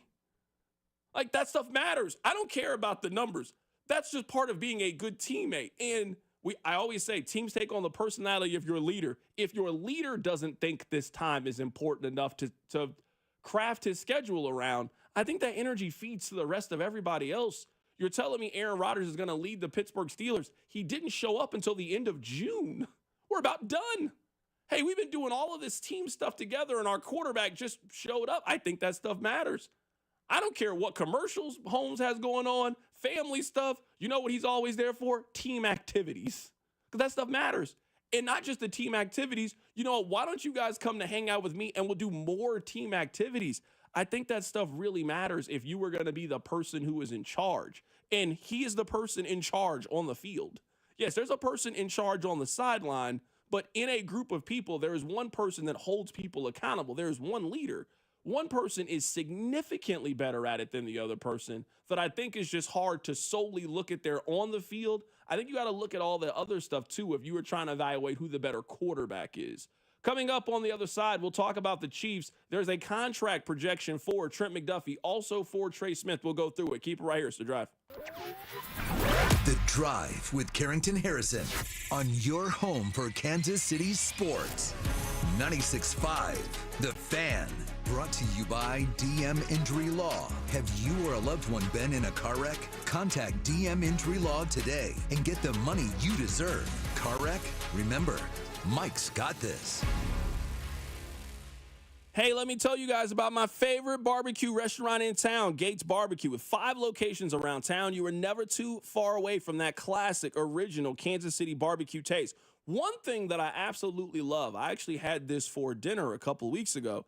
It's their burnt mac. It's delicious mac and cheese, topped with those classic Gates burnt-ins. It's phenomenal. You put a little bit of that Gates sauce on top. I'm telling you, it's absolutely delicious. And that's a great side dish from what you get as your main course. You know what? I've really turned into a beef on bread kind of guy. For the longest, I got the beef on bun, but now I've turned into a beef on bread.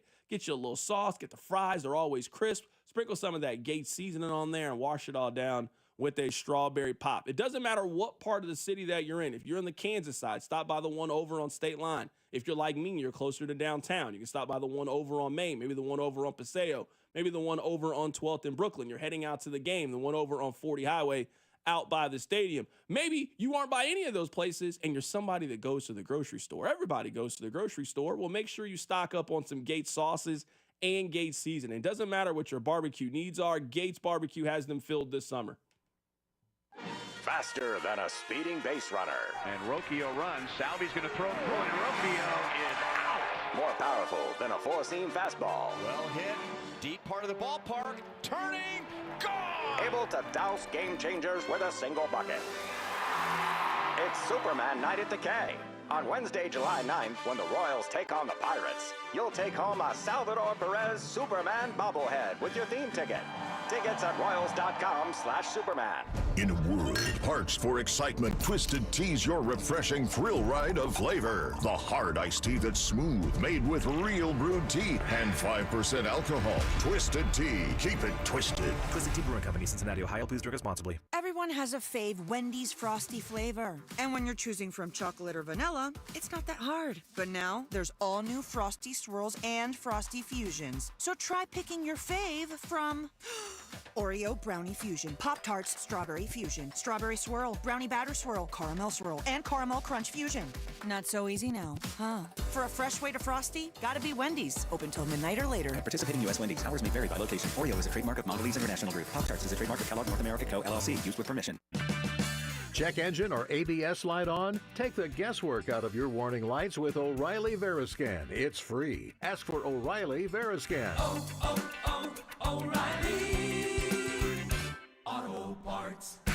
The 4th of July is one of my favorite holidays, and it starts at Hy-Vee. They have all of our grilling favorites like prime reserve steaks, chicken, ribs, and Hy-Vee's famous specialty brats. And then, of course, the side dishes, potato or pasta salad, fruit, veggie, fiesta party trays, and all sorts of desserts like themed cookies, cakes, and cupcakes. And don't forget about the wine and spirits department. Hy-Vee has a huge selection of wine, craft beer, seltzer, and spirits. Get all your 4th of July needs only at Hy-Vee. Let the celebration begin this week at Hy-Vee. Just 5 days to save big on everything you need for the perfect 4th of July. Load up the grill with tender pork loin ribs, just $2.99 a pound. Add party-size Frito-Lay chips for $3.99.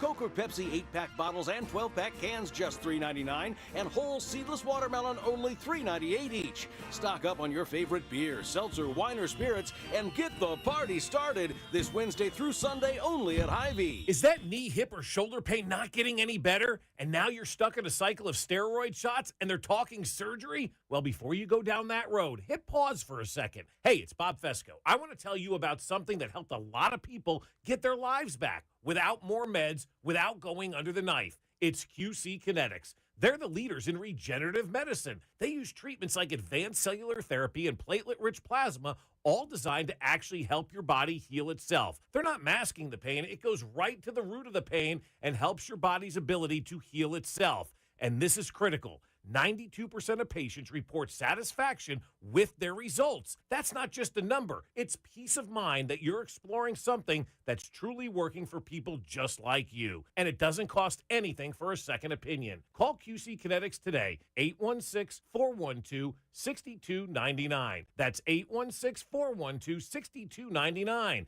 816-412-6299. Storm season 2025 is here. Get peace of mind on the health of your roof and make Century Roofing your first call. We have extended our free material upgrade sale on all roof replacements. Get a Class 3 or 4 impact-resistant shingle for the same price of the standard 30-year or premium shingle. Save on your insurance premium and see why we continue to be voted best of Johnson County. Trust the Pillars of Strength for 35 years. KC-based and female-owned. Century Roofing, KC.com. Century Roofing. Trust the Pillars of Strength. This report is brought to you by O'Reilly Auto Parts, your professional parts people. Check engine or ABS light on? Take the guesswork out of your warning lights with O'Reilly Veriscan. It's free. Ask for O'Reilly Veriscan. O'Reilly Auto Parts. Here's traffic, brought to you by DM Injury Law. Have you or a loved one been in a car wreck? Contact DM Injury Law today and get the money you deserve. Car wreck? Remember, Mike's got this. This one brought to you by Park and Go. You've got 435 eastbound just before State Line Road, right lane blocked. Overland Park, 35 southbound at US 69, right lane blocked there. From the Anthony Plumbing, Heating, Cooling, and Electric Traffic Center, I'm Val. 96.5, the Fan Traffic. You're listening to The Drive with Carrington Harrison on 96.5 The Fan and the Odyssey app. All right.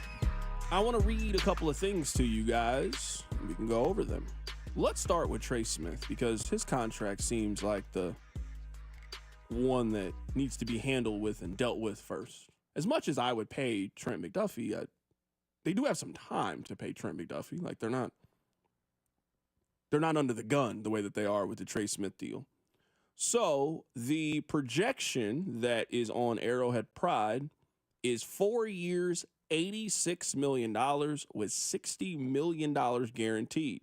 To go through the little blurb, given his leverage, he should top Landon Dickerson's $21 million a year salary.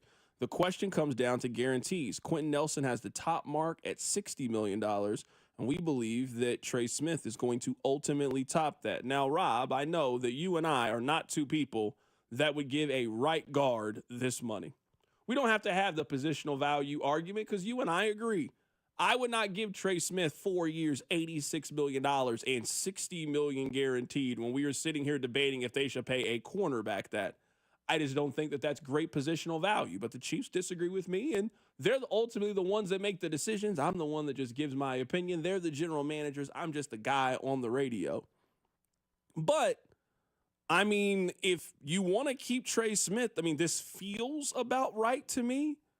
I mean, this is kind of what it costs. I mean, they've kind of already gone down this. I think this is a deal that if you're Trey Smith, you obviously want to sign to. Trey Smith has made no money from a football standpoint. I mean, you were a 6th-round pick. Your career earnings up to this point, I mean, it's $6 million, which, I mean, obviously it's a whole lot of money. I don't want to downplay it's a whole lot of money. But when you've been a All-Pro, Pro Bowl, high-end starter, getting $6.5 million for 4 years of work, you have not made real money yet. Now, you are under the franchise tag, so you are about to get a significant raise. I mean, we're talking about a almost 400% raise for you this upcoming season at $23.4 million.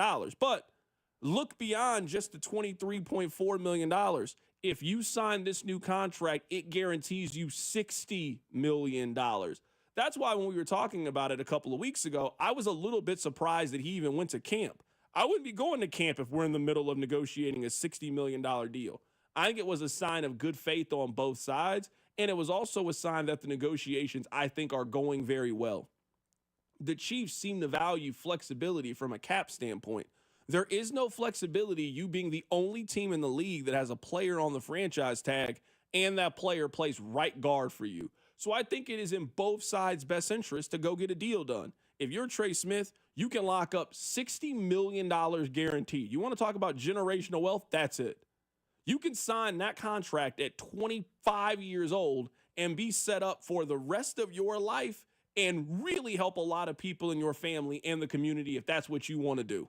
And if you're the Kansas City Chiefs, you also create the cap flexibility where you don't have $23.4 million in salary cap space tied up and locked up into one player that you can't finesse and move around. So a lot of times deadlines make deals. And also, if both teams are eager to make a deal, that normally gets one done. I think we'll see some conclusion to this coming up at some point in the next 3 weeks. I believe somewhere on July 19th, we'll see a tweet that they are getting close to a deal. And then a couple hours later, we'll actually get the confirmation that Trey Smith and the Chiefs have agreed to a long-term extension that make him the highest paid interior offensive lineman in the National Football League. Is there a date and time where you'd get concerned that tweet isn't coming? Because we talked about it with Chris Jones. We talked about it with Orlando Brown. We talked about a lot of guys as they entered camp. Hey, the clock's ticking. We haven't really talked about it with Trey Smith. Now, that's largely because he signed his franchise tag basically immediately. He said, I'll take that money, no doubt about it, sign me up. Is there a time where you think, oh, this is becoming concerning that he hasn't signed an extension? Because I would imagine, and I'm not Trey Smith, I'm not Trey Smith's agents. If I'm Trey Smith's group, though, I'm saying, hey, this contract that's way beyond what you should pay a right guard is in hand. It's done.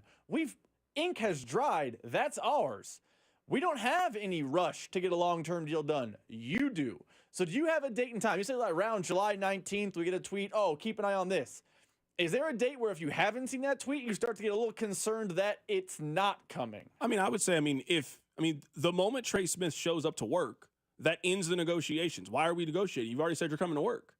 Now, I don't think he is holding out. If you didn't hold out from the mini camp just a couple of weeks ago, you're not holding out. So this is the deal that in theory should be done in 3 weeks. Their first day of training camp is July 22nd. If he is not under contract by July 22nd, I just don't think they're reaching that agreement. Well, to be fair, he is under contract right now. He signed the franchise tag. Yeah, he is under contract. He doesn't have a long-term contract. I know, but I'm saying is, I'm saying you immediately sign the franchise tag, and you already have been showing up to work. So if you then show up to work on July 22nd, I don't really know what other leverage you've already, hey, I'm cool with playing under the franchise tag this year. If you weren't cool with signing with the franchise tag, you would have waited and waited and waited. You didn't have to go to mandatory camp if you don't want to. There's no fines if you're not under contract. He could not be at training camp if he doesn't want to without a long-term extension. Now, eventually, there becomes that deadline where you can't negotiate a deal anymore. And then at that point, you are only really hurting yourself. But you don't got to show up to work until you actually put pen to paper. So the fact that he signed it almost instantly and has been a part of things, I think to what you just said is he seems like he's cool with playing under the franchise tag this year. Where, the worst case scenario for Trey Smith is, it's not a bad option. It's $23 million guaranteed. Where if you're his agent, you're saying, hey, don't think about the 23. I think I can get you double this amount. Like, we're talking about Trey Smith signing a deal that guarantees him at least $50 million. That's at a minimum. And I would argue that's the low end of guaranteed money. So, yeah, I would say at some point that week before. So if the Chiefs go to work on July 22nd, somewhere in that 16th, 17th, 18th, somewhere in that realm, the week before they go to camp next week, we see an announcement, we see a tweet that the Chiefs have agreed to a long-term extension for Trey Smith. Again, because I think both sides want a deal done. I think Trey Smith wants to be in Kansas City. He also wants $60 million guaranteed. And if you're the Chiefs, they franchise tagged Snead and never had any interest in. It was always about the trade. That's all we talked about was the trade. I think the Chiefs want to keep Trey Smith. So if you want to keep him, you got him under the franchise tag. He is an anchor right now on your salary cap. There's a way not to make him an anchor. Move some money around.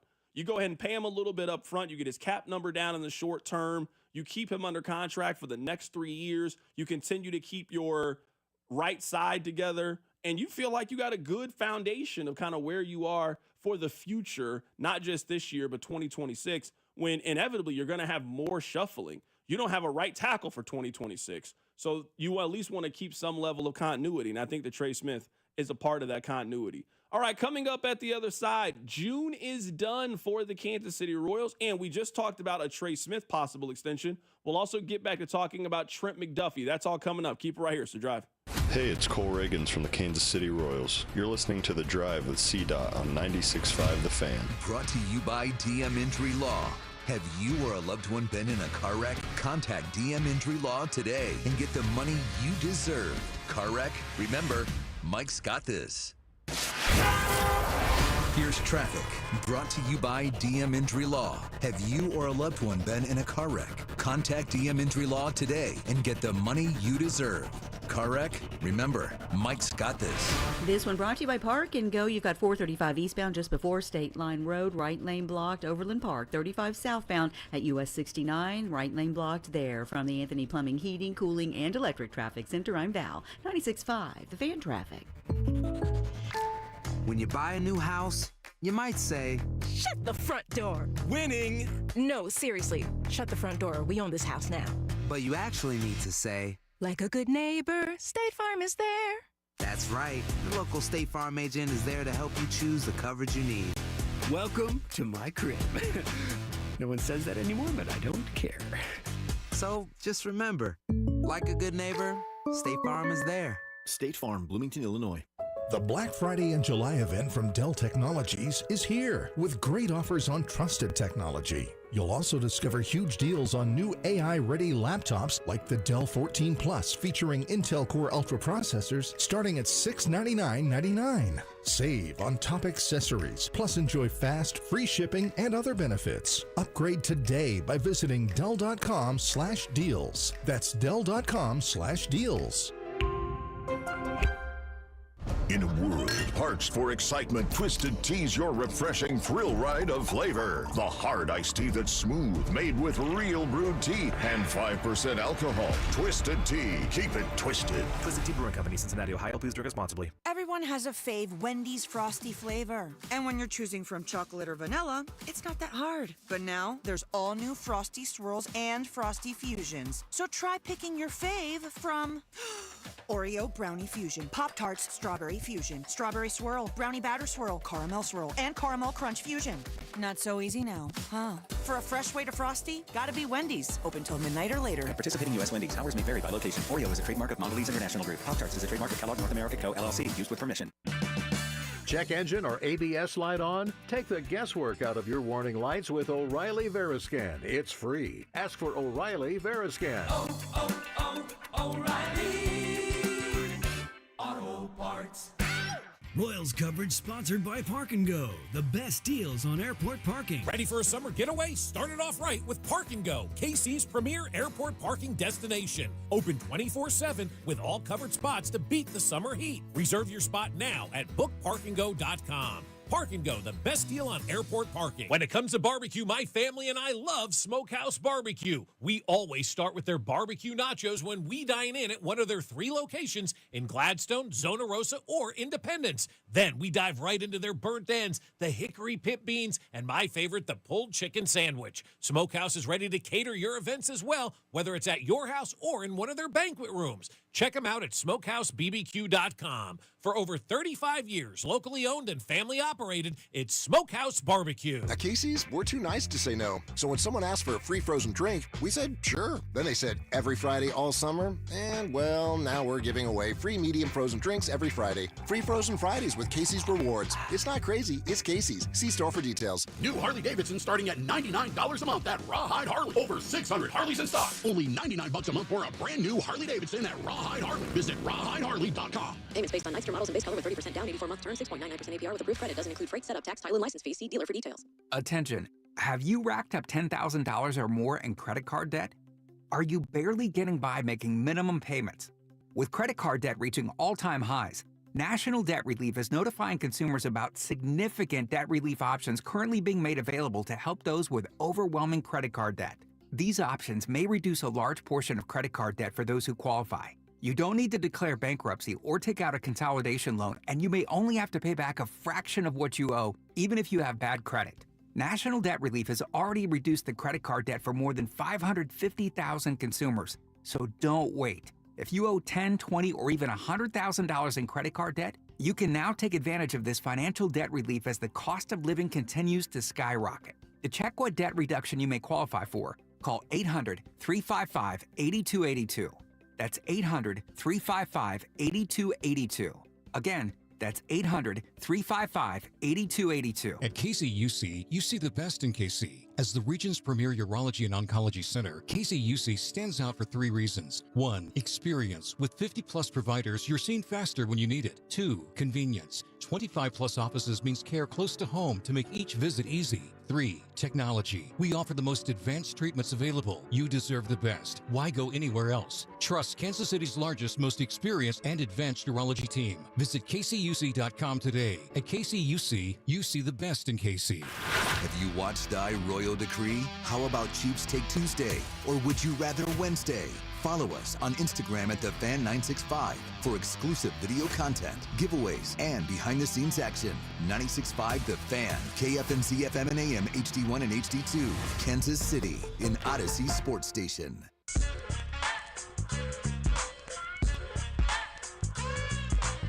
Congratulations on getting through your 9 to 5. Thank you so much for listening. It is The Drive. My name is Carrington Harrison. Really excited to be here with you on this wonderful, wonderful Tuesday. We got a lot to get into. Darren Waller is back. Jake Paul is back. The Royals are done with June.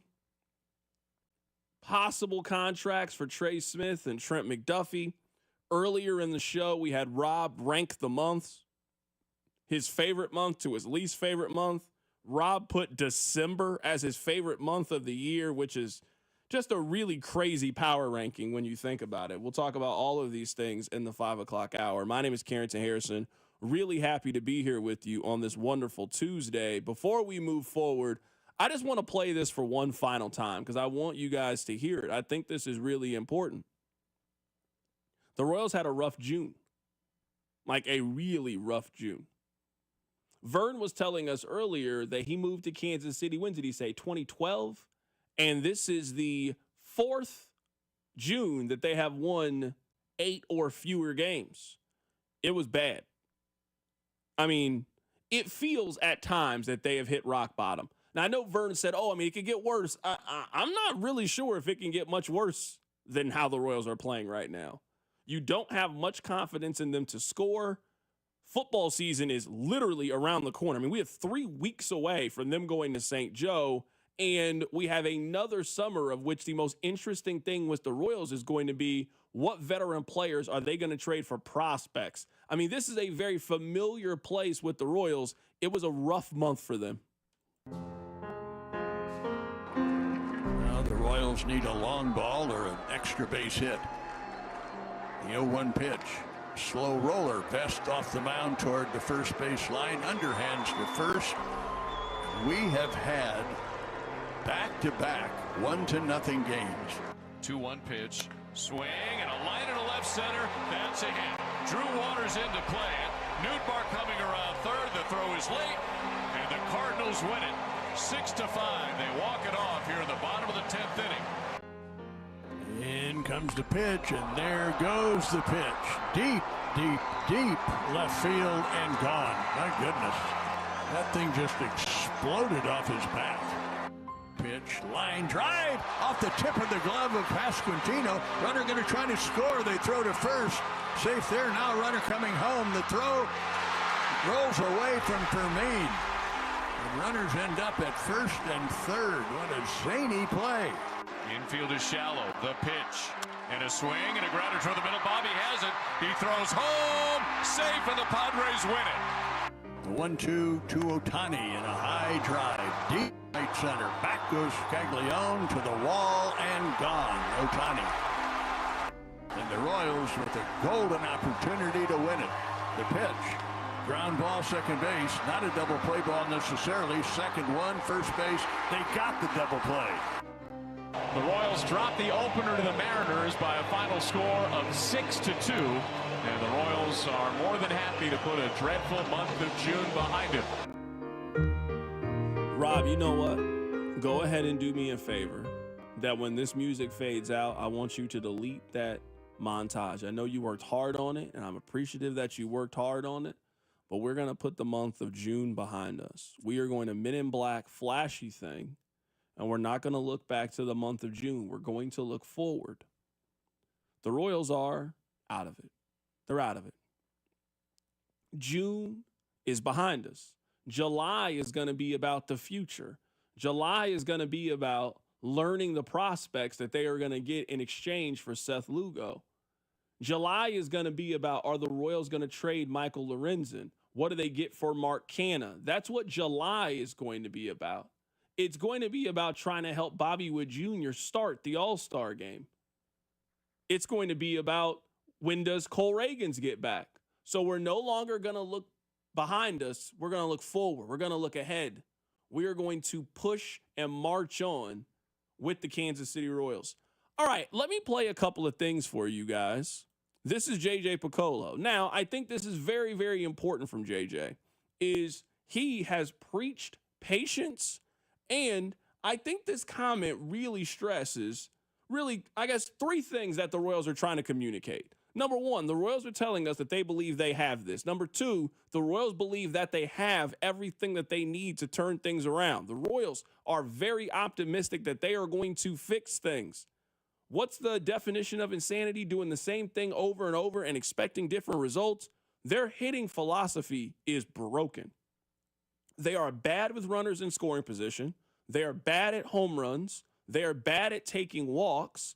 They are bad at running the bases. Like, this team's offensive philosophy is flawed. So I would say continuing to do the same thing is just not a winning formula. JJ disagrees. We know what's going on internally. Again, I mentioned this, earlier in this interview. We talk to players all the time. What do you need? What are you thinking? There is a very positive feeling about our processes from a hitting perspective. The relationships are really, really deep. You're talking about guys from the first day that they signed a professional contract with the Royals. They've pretty much known one person or two people that are on our major league staff. And that's why they believe in those coaches, and that's why we believe in those coaches. What we need to do is just keep asking the questions, keep probing, trying to find nuggets that will help players get out of it. Our players, again, are very, very accountable. They understand how this thing works, and there's a strong belief in our coaches, whether it be our managers, our hitting coaches, our pitching coaches. There is a strong belief that these are the right people, and we just have to be supportive and work through these things.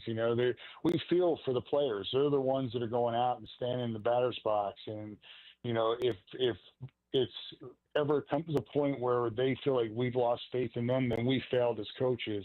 But right now they know that we believe in them as players, and that's the messaging that's going to continue to happen.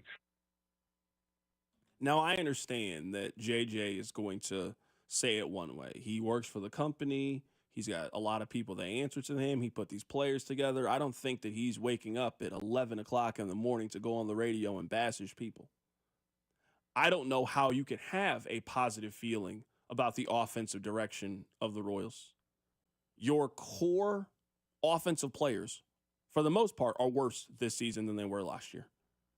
Bobby Witt Jr. is a worse offensive player. Salvi, Vinny, your offense as a whole is down this season. Your number one prospect has come up here and struggled in a lot of ways since the call up. I don't know how you can have a lot of positive feelings about the way that their offense is going right now. The question is, do you think that you have the right mix to turn the things around?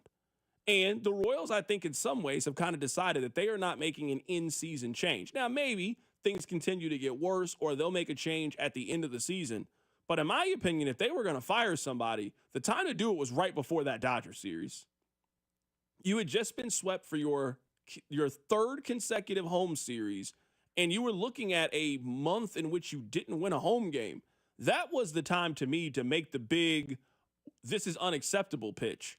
The Royals didn't make that pitch. The Royals have kept things status quo. They kept business as usual, and we'll see what happens with the Royals. But I don't know how you can have a positive feeling or communicate to your fan base and paying customers that they should have a positive feeling, A, about the offense that is currently going out there, or B, that you have the right people in place to help get the offense out of this slump that has, honestly, it has almost been going on for a year. I mean, toward the end of the season, basically since the Vinny injury up until now, the Royals offense has struggled basically this entire time. I want to play another cut for you guys. This is JJ Piccolo. So there's been, I don't know if rumblings is the right term. People have been wondering if they brought Jack Caglione up too soon, if it would be in his best interest to just go back down to the minors. JJ said they have not been discussing this. We don't discuss that on a regular basis. What it is, it's night to night. We saw some signs on the last road trip where he did have some, I'll say, results that we wanted in the homers he hit in Texas. And then he went to San Diego and he hit the ball really well, but was a bit unlucky. A couple line drive outs, a couple of balls that were, really squared up where he's played perfectly. Hit a couple balls foul that were homers. They were just foul. So they're foul balls, they don't count, but they're the things that we saw and say, okay, he's starting maybe to come through this. And then the pitchers kept repeating pitches. So you got to give this thing some time. It's very, very natural. I can name several players over the Royals history that I've been here that have gone through some similar things. And we wouldn't have brought him up if we didn't believe that he could work through these tough times that he's going to go through at some point. So we're going to be very patient and give him the opportunity he needs. I think that is the only way to handle the Jack Caglione situation. I don't even know if it's a situation at this point, but you made the decision as an organization that he was coming up to the big leagues. You got to stand on that decision. What's the kid say? You got to stand on business. He hasn't been here a month. No, just because it's off to a rough start doesn't mean that we are sending you down to Omaha. Like, we think the best thing for you is to be here. You want to be here. We want you to be here. So I never expected them to be any internal discussions about this. I don't really think there's anything to discuss. It's certainly not in Omaha. It's how do we help him here at the big league level? How do we take a player who has hit the ball hard, basically since he's been here? How do we take these hard hit balls and how do we turn those into hits?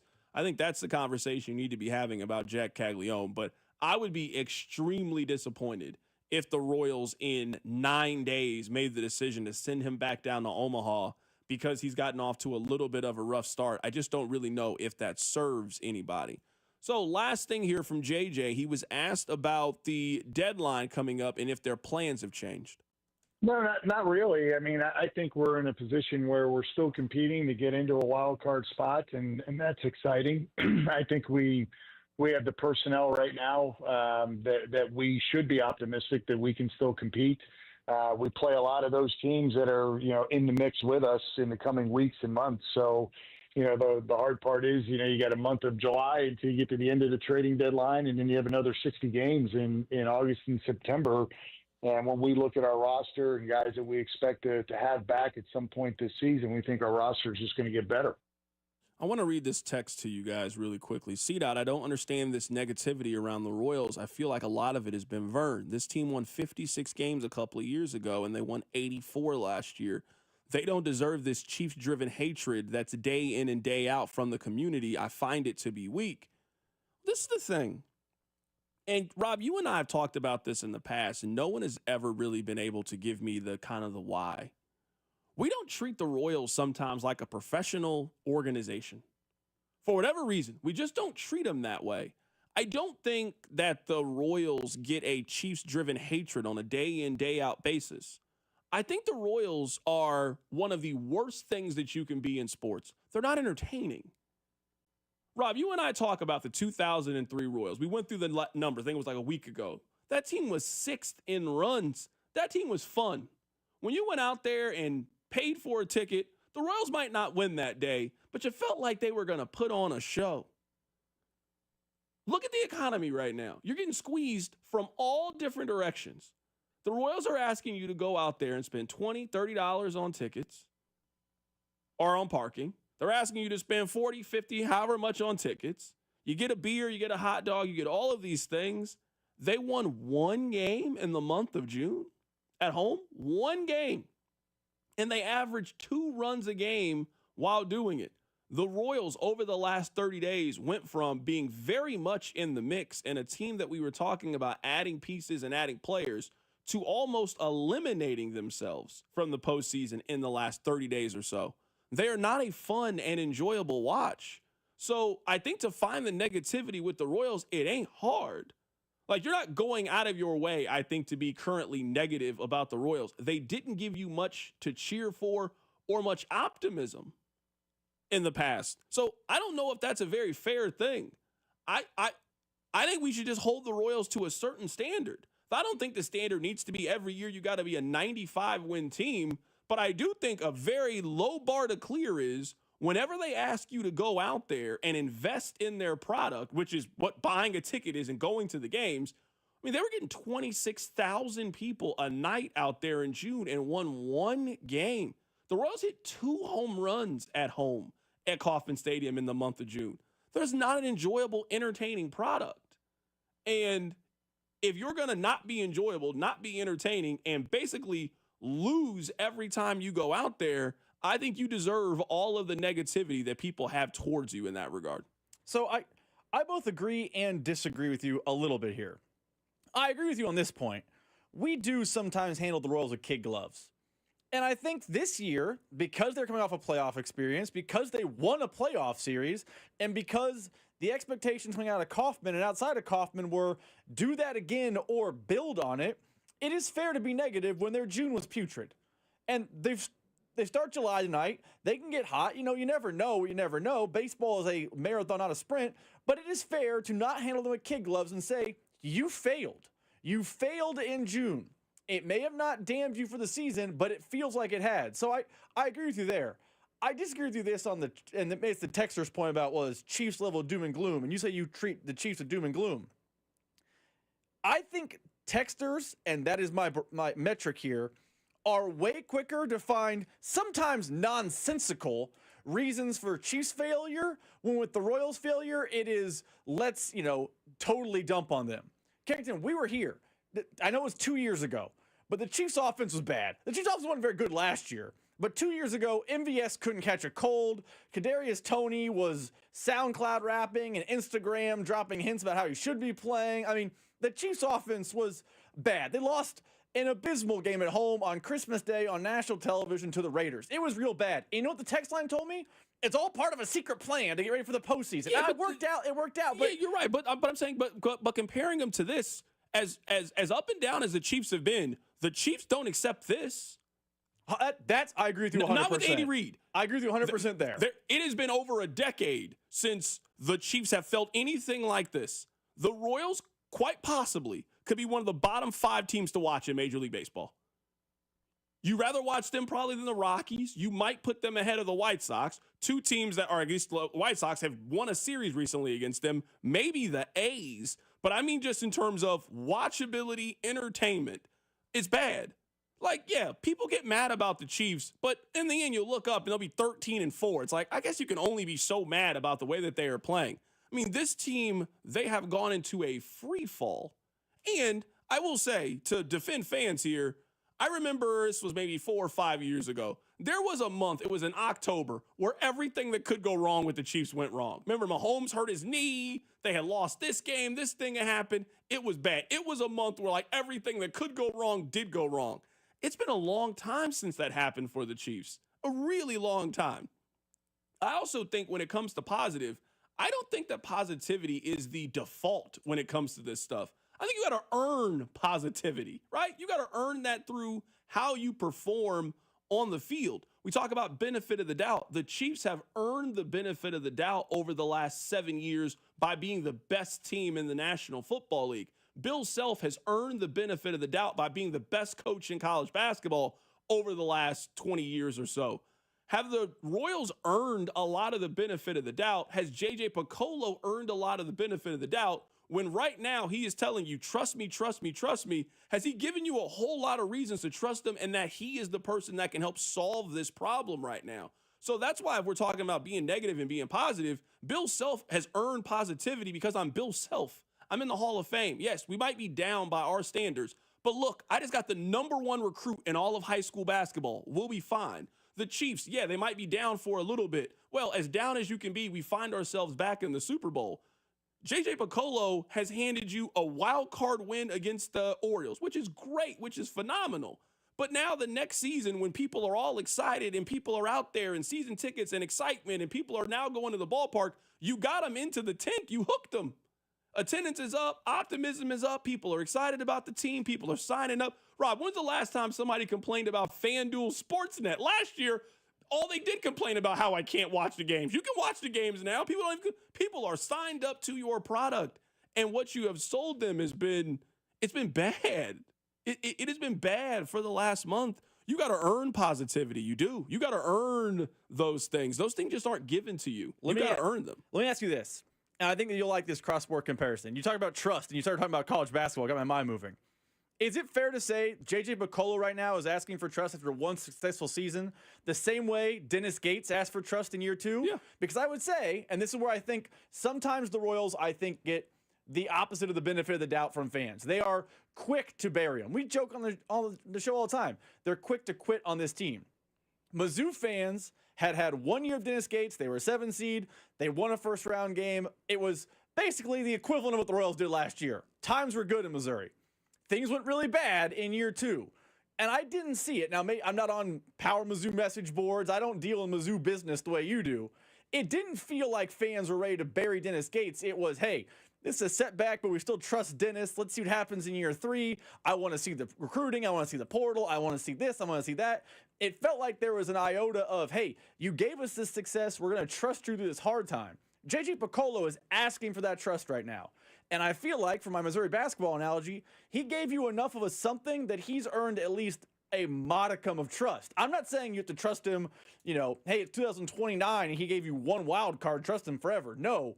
But we're 7 months removed from 8 months removed from them winning a postseason series, and fans are burying the general manager, burying the manager, burying every move they've made. It feels like they're not giving even a speckle of benefit of the doubt, where other teams in town have always been given that. Well, I think some of that is just we're in the middle of it and just it's hard to kind of see through it. But we see this all the time. I mean, they can get you back, right? They can easily get you back.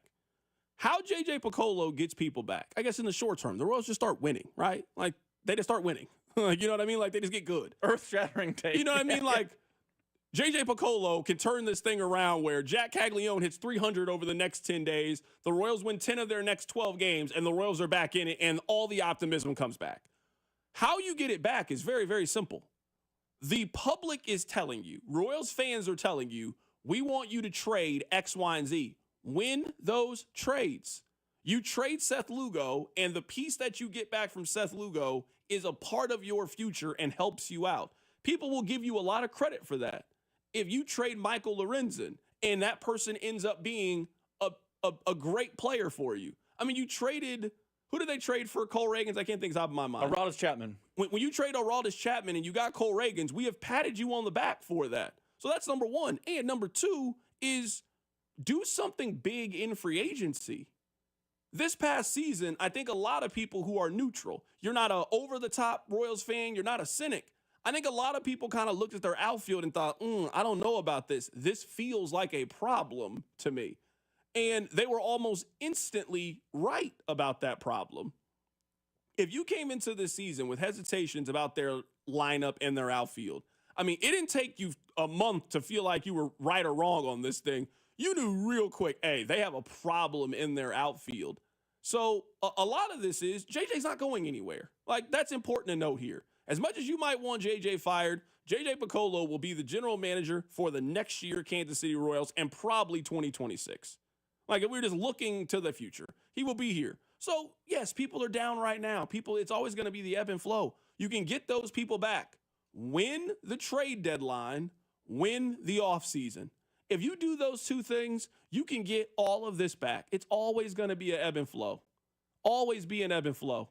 You and I were here when people hated David Glass. All of a sudden, if they built a statue around him, people would love David Glass. We saw Dayton Moore at one point was the most popular person in Kansas City. And then he could do no wrong. Right after the run ended, it was, well, Dayton can be here as long as he wants to be here. And then eventually, hey, Dayton, you got to go. So it's always going to be an ebb and flow. You can always get people back. But you get people back in sports by results. You get people back in sports by winning, by excelling at your job. And right now, very few people over at One Royal Way are excelling at their job. If you missed part of J.J. Picollo, we'll play that for you coming up on the other side. Keep it right here. It's The Drive on 96.5 The Fan. The Drive with Carrington Harrison on your new home for Chiefs football.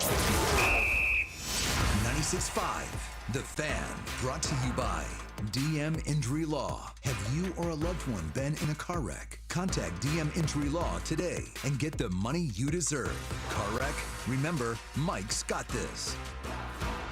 Summer is here, and that means longer days and warm nights, rooftop dinners, spontaneous getaways, vacation season, and romance is in the air. But if you're dealing with erectile dysfunction, all that excitement, it can feel like pressure and like you're missing out on something. Well, look, you're not alone. And more importantly, there's help that's out there, especially with my friends over at Heartland Men's Health. They specialize in ED treatments that work even when the pills and the herbals don't, with a success rate of over 90%.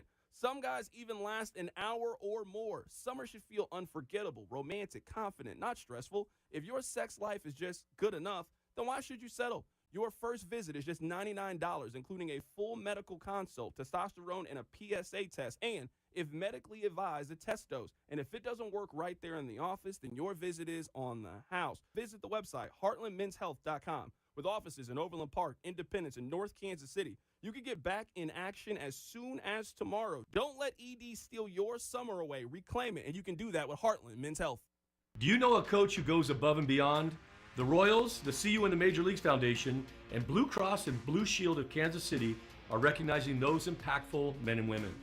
Nominate your high school coach at royals.com/coaches with character. Call Aspen Lawn and Pest Control. Our iconic blue trucks and expert team get it right the first time. Award-winning full-service lawn care and pest control since 1985. Call today for a free estimate. Visit aspenlawn.com. The technicians you can trust with your house keys. Anthony Plumbing, Heating, Cooling, and Electric.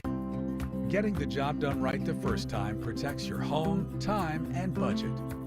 This month, get $500 off a water softener and filtration combo. Schedule at anthonyphce.com. I'm Piera Palazzolo, VP of Digital Marketing for the American Management Association, a company focused on the management training skills needed to enhance the careers of business professionals. We did our research when it came to the best companies for website development and chose AmericanEagle.com. And we couldn't be happier. AmericanEagle.com worked closely with us to understand the front and back end requirements needed to launch an e-commerce website that could handle the complexities of running thousands of seminars nationwide. Our robust new website and improved SEO saw immediate increases in site traffic and web revenue. If you're in need of managerial effectiveness and success, visit our website at amanet.org. If you're in need of a website that provides an unparalleled consumer experience, I highly recommend AmericanEagle.com. Transform your business today. Dial 877-WebNow1 for a free digital consultation with AmericanEagle.com. Having unexpected car trouble or just in a car accident? You need Jay's Southland Tow Service. They have over 20 years of experience servicing the KC Metro. They specialize in light, medium, and heavy duty, as well as commercial transport and construction equipment. Keep this number handy, 816-779-4869 or southlandtow.com. Use the tow service trusted by most local police departments, Jay's Southland Tow Service. There's nothing they can't do, so be in the know and use Jay's Southland Tow. Lowe's knows how to set off your July 4th with savings. Right now, buy one, get one free on select one-coat coverage interior paint via Visa gift card rebate. Plus, get two select 2 or 2.5 quart red, white, and blue annuals for just $10. Hurry, these July 4th deals won't last long. Lowe's, we help, you save. Valid through 7/9. Selection varies by location. While supplies last, excludes Alaska and Hawaii. More terms and restrictions apply. See Lowe's.com/rebates for more details. Some things can steal your sunshine. Ugh, I just got my hair done. Sorry, the cooler's broken. Anyone see my flip-flops? Anyone? But COVID-19 can steal a lot more.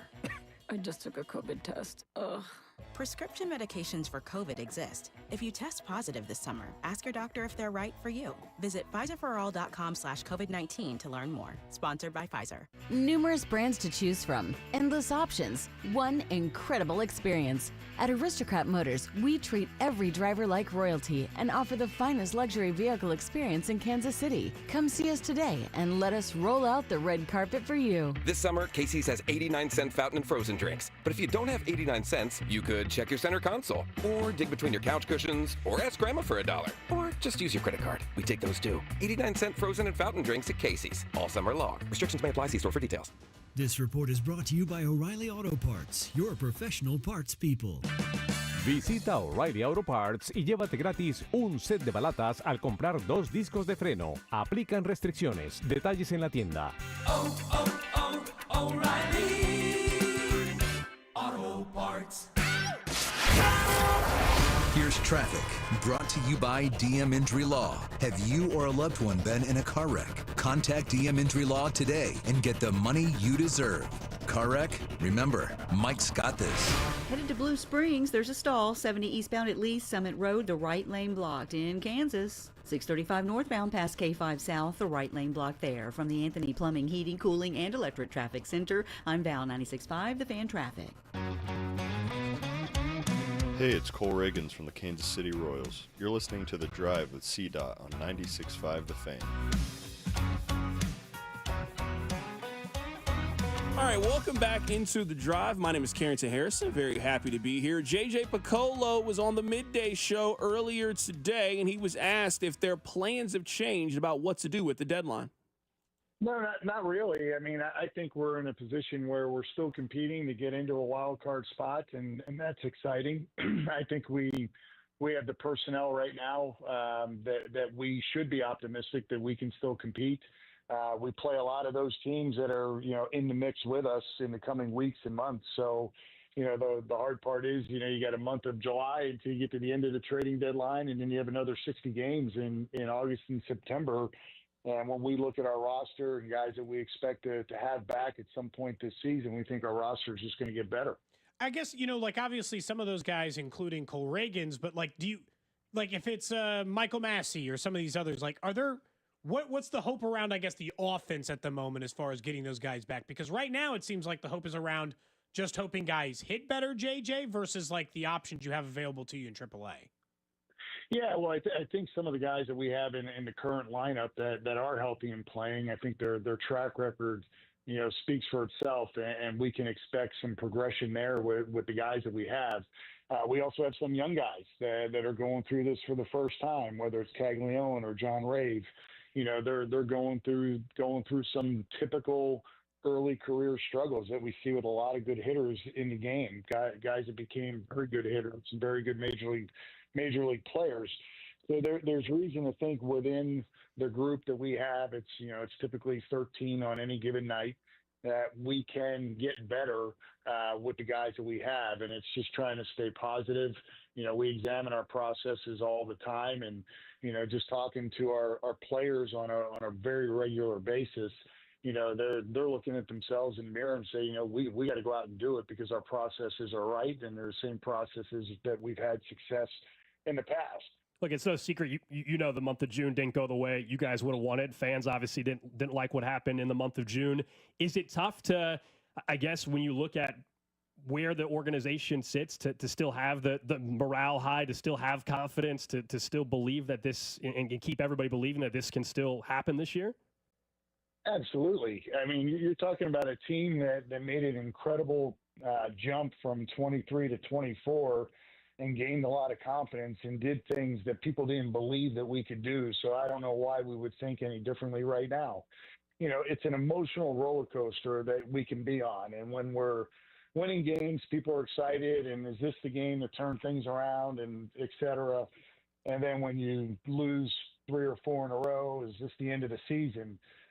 My job and the front office job and the coach's job is to eliminate that noise and just worry about today. We can't control what's happened in the past. The first 80-some games, they're done. What we can do is focus on today and how we win a game tonight and build off of that and keep this thing moving forward. And I believe in our coaches. I believe in our players. And, we just have to stay positive and know that you're one good run away from being back square in the middle of this thing. And that's where our optimism lies. I think that's the way we should think as an organization. Our fans have been turning out at the ballpark to watch our team play. So clearly, they are excited to come to the field, and that excites us and motivates us. And it's our job now to just try to get this thing moving in the right direction. But it starts, one brick at a time, and tonight's that brick that's got to get laid, and then you just keep building off of that. You mentioned Jack Caglione. Has been a rocky start for him so far in his early big league career. I guess specifically before we talk about options and what makes sense for him as far as lineup goes, what specifically are you guys seeing in his approach? I don't know if it's just the ground out seem a little higher or those things. What are you guys seeing right now that he needs to work on? Well, to be very candid about it, his minor league peripherals, the batted ball profile, very, very similar to what he's doing in the major leagues. The chase rates were a tick up in the minor leagues. He's always been very aggressive. He's got incredible reach, so he can get to those balls away. I think what is happening right now is exactly what the major leagues is about. Pitchers can repeat pitches. They can go in pitch after pitch. They can go up pitch after pitch. And now it's up to the player to learn from those experiences and from those at-bats, and how can I be a little tighter with my zone? And that's something we discussed well before, publicly and privately, before Cags got called up that was going to be the challenge. We just got to keep him positive as well and keep going. That's why we keep running him out there, and we're very optimistic that there's going to be a stretch of the bats where you're going to see that he starts to figure this thing out. But again, it's very typical. But when you look at I'm not talking about numbers, homers, RB. I'm not talking about that. I'm talking about his process and how hard he hits the ball, his ground ball rates. They are all very similar to what we've seen in his minor league career. Alex and I both think it'd be a mistake, but there's no internal conversation about hey, if this continues for another 30 days, maybe we get him back in AAA and work through those things. Right now, this is a work through at the big league level thing, right? Yeah, we don't discuss that on a regular basis. What it is, it's night to night. We saw some signs on the last road trip where he did have some, I'll say, results that we wanted in the homers he hit in Texas. And then he went to San Diego and he hit the ball really well, but was a bit unlucky. A couple line drive outs, a couple of balls that were, really squared up where he's played perfectly. Hit a couple balls foul that were homers. They were just foul. So they're foul balls, they don't count, but they're the things that we saw and say, okay, he's starting maybe to come through this. And then the pitchers kept repeating pitches. So you got to give this thing some time. It's very, very natural. I can name several players over the Royals history that I've been here that have gone through some similar things. And we would have brought him up if we didn't believe that he could work through these tough times that he's going to go through at some point. So we're going to be very patient and give him the opportunity he needs. Thinking of fans and where they're at and the range of emotions, obviously, that happen, being a fan of a baseball team that obviously has had very high expectations for the season and to this point, of course, not on pace to meet those. Some look at the hitting staff, some look at a hitting coach in particular and say, hey, what's going on there? Should there be a change? What would your response be to those fans? Yeah, we know what's going on internally. Again, I mentioned this, earlier in this interview. We talk to players all the time. What do you need? What are you thinking? There is a very positive feeling about our processes from a hitting perspective. The relationships are really, really deep. You're talking about guys from the first day that they signed a professional contract with the Royals. They've pretty much known one person or two people that are on our major league staff. And that's why they believe in those coaches. And that's why we believe in those coaches. What we need to do is just keep asking the questions, keep probing, trying to find nuggets that will help players get out of it. Our players, again, are very, very accountable. They understand how this thing works, and there's a strong belief in our coaches, whether it be our managers, our hitting coaches, our pitching coaches. There's a strong belief that these are the right people, and we just have to be supportive and work through these things. When you look at just one other question about the hitting, JJ, since we've got you, the overall team power, I know we've talked about the offensive numbers. Do you guys have a sense of where that's gone? You guys weren't prodigious power team last year. You ranked 20th in baseball in homers, but this year, dead last. Where do you guys think the power numbers are going? I know Kaufman plays a part a little, but this has got to be a little bit lower than you guys were thinking. Yeah, no doubt. I mean, we don't build our teams around power for a lot of different reasons, but when you think about why does a player or a team not hit homers, a lot of it comes down to just pitch selection. I mean, if you're swinging at bad pitches, it's very difficult to get off a good swing. If you're swinging at good pitches, you got a better chance to get off a good swing, and now it comes down to timing and the sequence of your swing. And if you're doing that on a good pitch, then you have a chance to hit drive a ball, doubles, homer, whatever. That's as simple as it is. And I think the numbers will show you that our chase rates are higher this year than last year. And I think that leads to the lack of power, even from a team that wasn't counting on homers last year. You're going to see a regression, and you see a regression in doubles. You see a regression in slug. You see a regression in on-base percentage, and that's where the focus has been. We on a regular daily basis go through the at-bats. We get information every night, not only through video, but here are your at-bats. Where did you win this at-bat? Where did you lose this at-bat? And probably 95% of it comes down to getting a good pitch to hit. So you start doing that more consistently, the homers will tick up. That was JJ Piccolo. He was on the midday show earlier. If you missed any part of that, be sure to check it out on the podcast page. Keep it right here. You're listening to The Drive on 96.5 The Fan. The Drive with Carrington Harrison. Catch Hall of Famer Denny Matthews every Monday at 3. And gone, Bobby Witt. On your home for Royals baseball, 96.5 The Fan. Brought to you by DM Injury Law. Have you or a loved one been in a car wreck? Contact DM Injury Law today and get the money you deserve. Car wreck? Remember, Mike's got this. Hey, let me tell you guys about my favorite barbecue restaurant in town, Gates Barbecue. With 5 locations around town, you are never too far away from that classic, original Kansas City barbecue taste. One thing that I absolutely love, I actually had this for dinner a couple weeks ago. It's their Burnt E Mac. It's delicious mac and cheese, topped with those classic Gates burnt-ins. It's phenomenal. You put a little bit of that Gates sauce on top. I'm telling you, it's absolutely delicious. And that's a great side dish from what you get as your main course. You know what? I've really turned into a beef on bread kind of guy. For the longest, I got the beef on bun, but now I've turned into a beef on bread.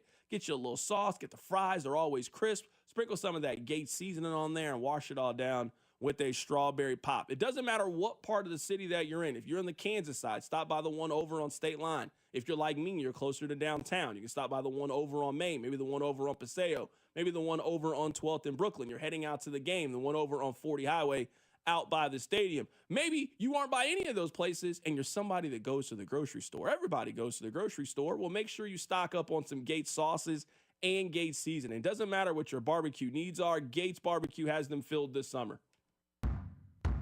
Twin Peaks is the best in the game. Here, the ultimate lunch lineup boasts wall-to-wall sports and scenic views. When you're hungry and in a hurry, the Scratch Kitchen delivers lunch in the clutch. I mean, where else can you order a 29-degree draft beer and a quickie combo on your lunch break?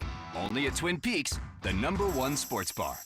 Twin Peaks Scratch Kitchen scores every time. Dig into hand-smashed burgers, chef-inspired flatbreads, and more at your local lodge. At Straight Talk, we are all about no-brainers. Calling Grandma for her recipe, no-brainer. Streaming one more episode at 2 a.m., big no-brainer. Getting real unlimited data where you buy bananas, the ultimate no-brainer. Switch now and get a free Samsung Galaxy A16 5G or Moto G Power 5G 2025 with select plans. Straight Talk, real unlimited data. Available at Walmart and straighttalk.com. Offer valid through 7/2025. Taxes and fees apply. Requires in-store activation of single line gold unlimited plan or higher. For network management practices, visit straighttalk.com/terms. Copyright 2025 Verizon. You ever try fixing your car and realize you're missing that one part? Yeah, been there. That's why eBay's my go-to. They've got millions of parts, guaranteed to fit. I'm talking brake pads for when yours have seen one too many miles of stop and go. Oil filters, cause you don't mess around with your engine care. Even got this cold air intake on my watch list. I might just go for it. To keep the ride cool and your DIY streak hot. Find all the parts you need at prices you'll love. Guaranteed to fit every time. eBay. Things, people, love. Eligible items only. Exclusions apply. If you could hear Old Spice Fiji Antiperspirant, what would it sound like? First, you'd start with Fiji Antiperspirant's amazing scent of palm trees. Add pure notes of fresh coconut and layer on 24/7 odor and sweat protection. You won't hear any dyes or parabens because with Fiji, you won't have any. So while your regular antiperspirant sounds like this, Old Spice Fiji sounds like this. Sounds like it smells amazing. This is a special alert for Americans who owe more than $10,000 in back taxes. Get ready for a toll-free hotline number. Call and get free information on how to take advantage of new initiatives that could significantly reduce or even eliminate your tax debt. Call Stop IRS Debt today at 800-655-6697. Learn how you can stop collection calls, IRS letters, bank levies, and wage garnishments, all by using a proven A+ BBB-rated tax system that negotiates with the IRS for you. If you haven't filed returns in years or you're already in a payment plan, you can still get tax relief. The government is ready to work out a generous program that can resolve your tax debt quickly. Be warned, this situation won't last forever and your tax debt will only get worse if you don't act now. Do not try to handle it yourself. Call Stop IRS Debt now for free information. 800-655-6697. That's 800-655-6697. 800-655-6697. The other place with 5 great Kansas City locations: Shawnee, Olathe, downtown Overland Park, Mission, and Belton. Stop by this summer and enjoy their beautiful patios, all while listening to some live music at most locations Thursday through Saturdays And on game day, they have enough big screens that you'll never miss a minute of the action, all while enjoying some great food and beer specials. So make the other place your summer headquarters. The other place, Shawnee, Olathe, downtown Overland Park, Mission, and Belton. Check out theotherplace.com. You ever try fixing your car and realize you're missing that one part? Yeah, been there. That's why eBay's my go-to. They've got millions of parts, guaranteed to fit. I'm talking brake pads for when yours have seen one too many miles of stop and go. Oil filters, because you don't mess around with your engine care. Even got this cold air intake on my watch list. I might just go for it. To keep the ride cool and your DIY streak hot. Find all the parts you need at prices you'll love. Guaranteed to fit every time. eBay. Things. People. Love. Eligible items only. Exclusions apply. If you could hear Old Spice Fiji antiperspirant, what would it sound like? First, you'd start with Fiji antiperspirant's amazing scent of palm trees. Add pure notes of fresh coconut and layer on 24/7 odor and sweat protection. You won't hear any dyes or parabens because with Fiji, you won't have any. So while your regular antiperspirant sounds like this, Old Spice Fiji sounds like this. Sounds like it smells amazing. Brought to you by Gomer's. 5 locations in the KC Metro or online at gomers.com. Summertime is fun time, and that means it's Gomer's time. Voted #1 KC liquor shop and family-owned since 1969, Gomer's Fine Wines and Spirits. Stop by one of their 5 locations. You'll be glad you did. You're listening to 96.5 The Fan from the Mission Plumbing, Heating, and Cooling Studios. Here's traffic, brought to you by DM Injury Law. Have you or a loved one been in a car wreck? Contact DM Injury Law today and get the money you deserve. Car wreck? Remember, Mike's got this. 2 problems causing big backups down south. 435 eastbound before State Line Road, the right lane is blocked. 435 westbound before Rowe Avenue, left lane blocked there. From the Anthony Plumbing, Heating, Cooling, and Electric Traffic Center, I'm Val, 96.5 The Fan Traffic. This is your home for Kansas City sports. 96.5 The Fan. All right, let's wrap up the show with this. Today is the first day of July. I asked Rob earlier in the show to give us his favorite month and what his least favorite month, and it then developed into Rob power ranked the months. He put December at #1 in the power rankings. Now, I enjoy Christmas the way that most people do. A little holiday cheer. You put a couple of bucks in the Salvation Army bin. You buy friends and loved ones gifts. Who doesn't love Christmas? It's my favorite month of the year. Extreme to me. Rob put February at 12, which I'm not that mad at. I'm not mad at February being dead last. Now, I think the top 3 months are, I think October is the best month.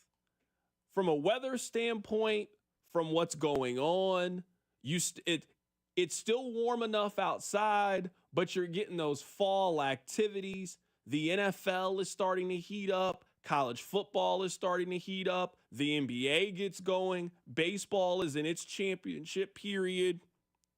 College basketball is about to get going. December, I think, is the best month of the year. I love September for a lot of the same October reasons. And then June, it's just a great month. It's a great month to be outside.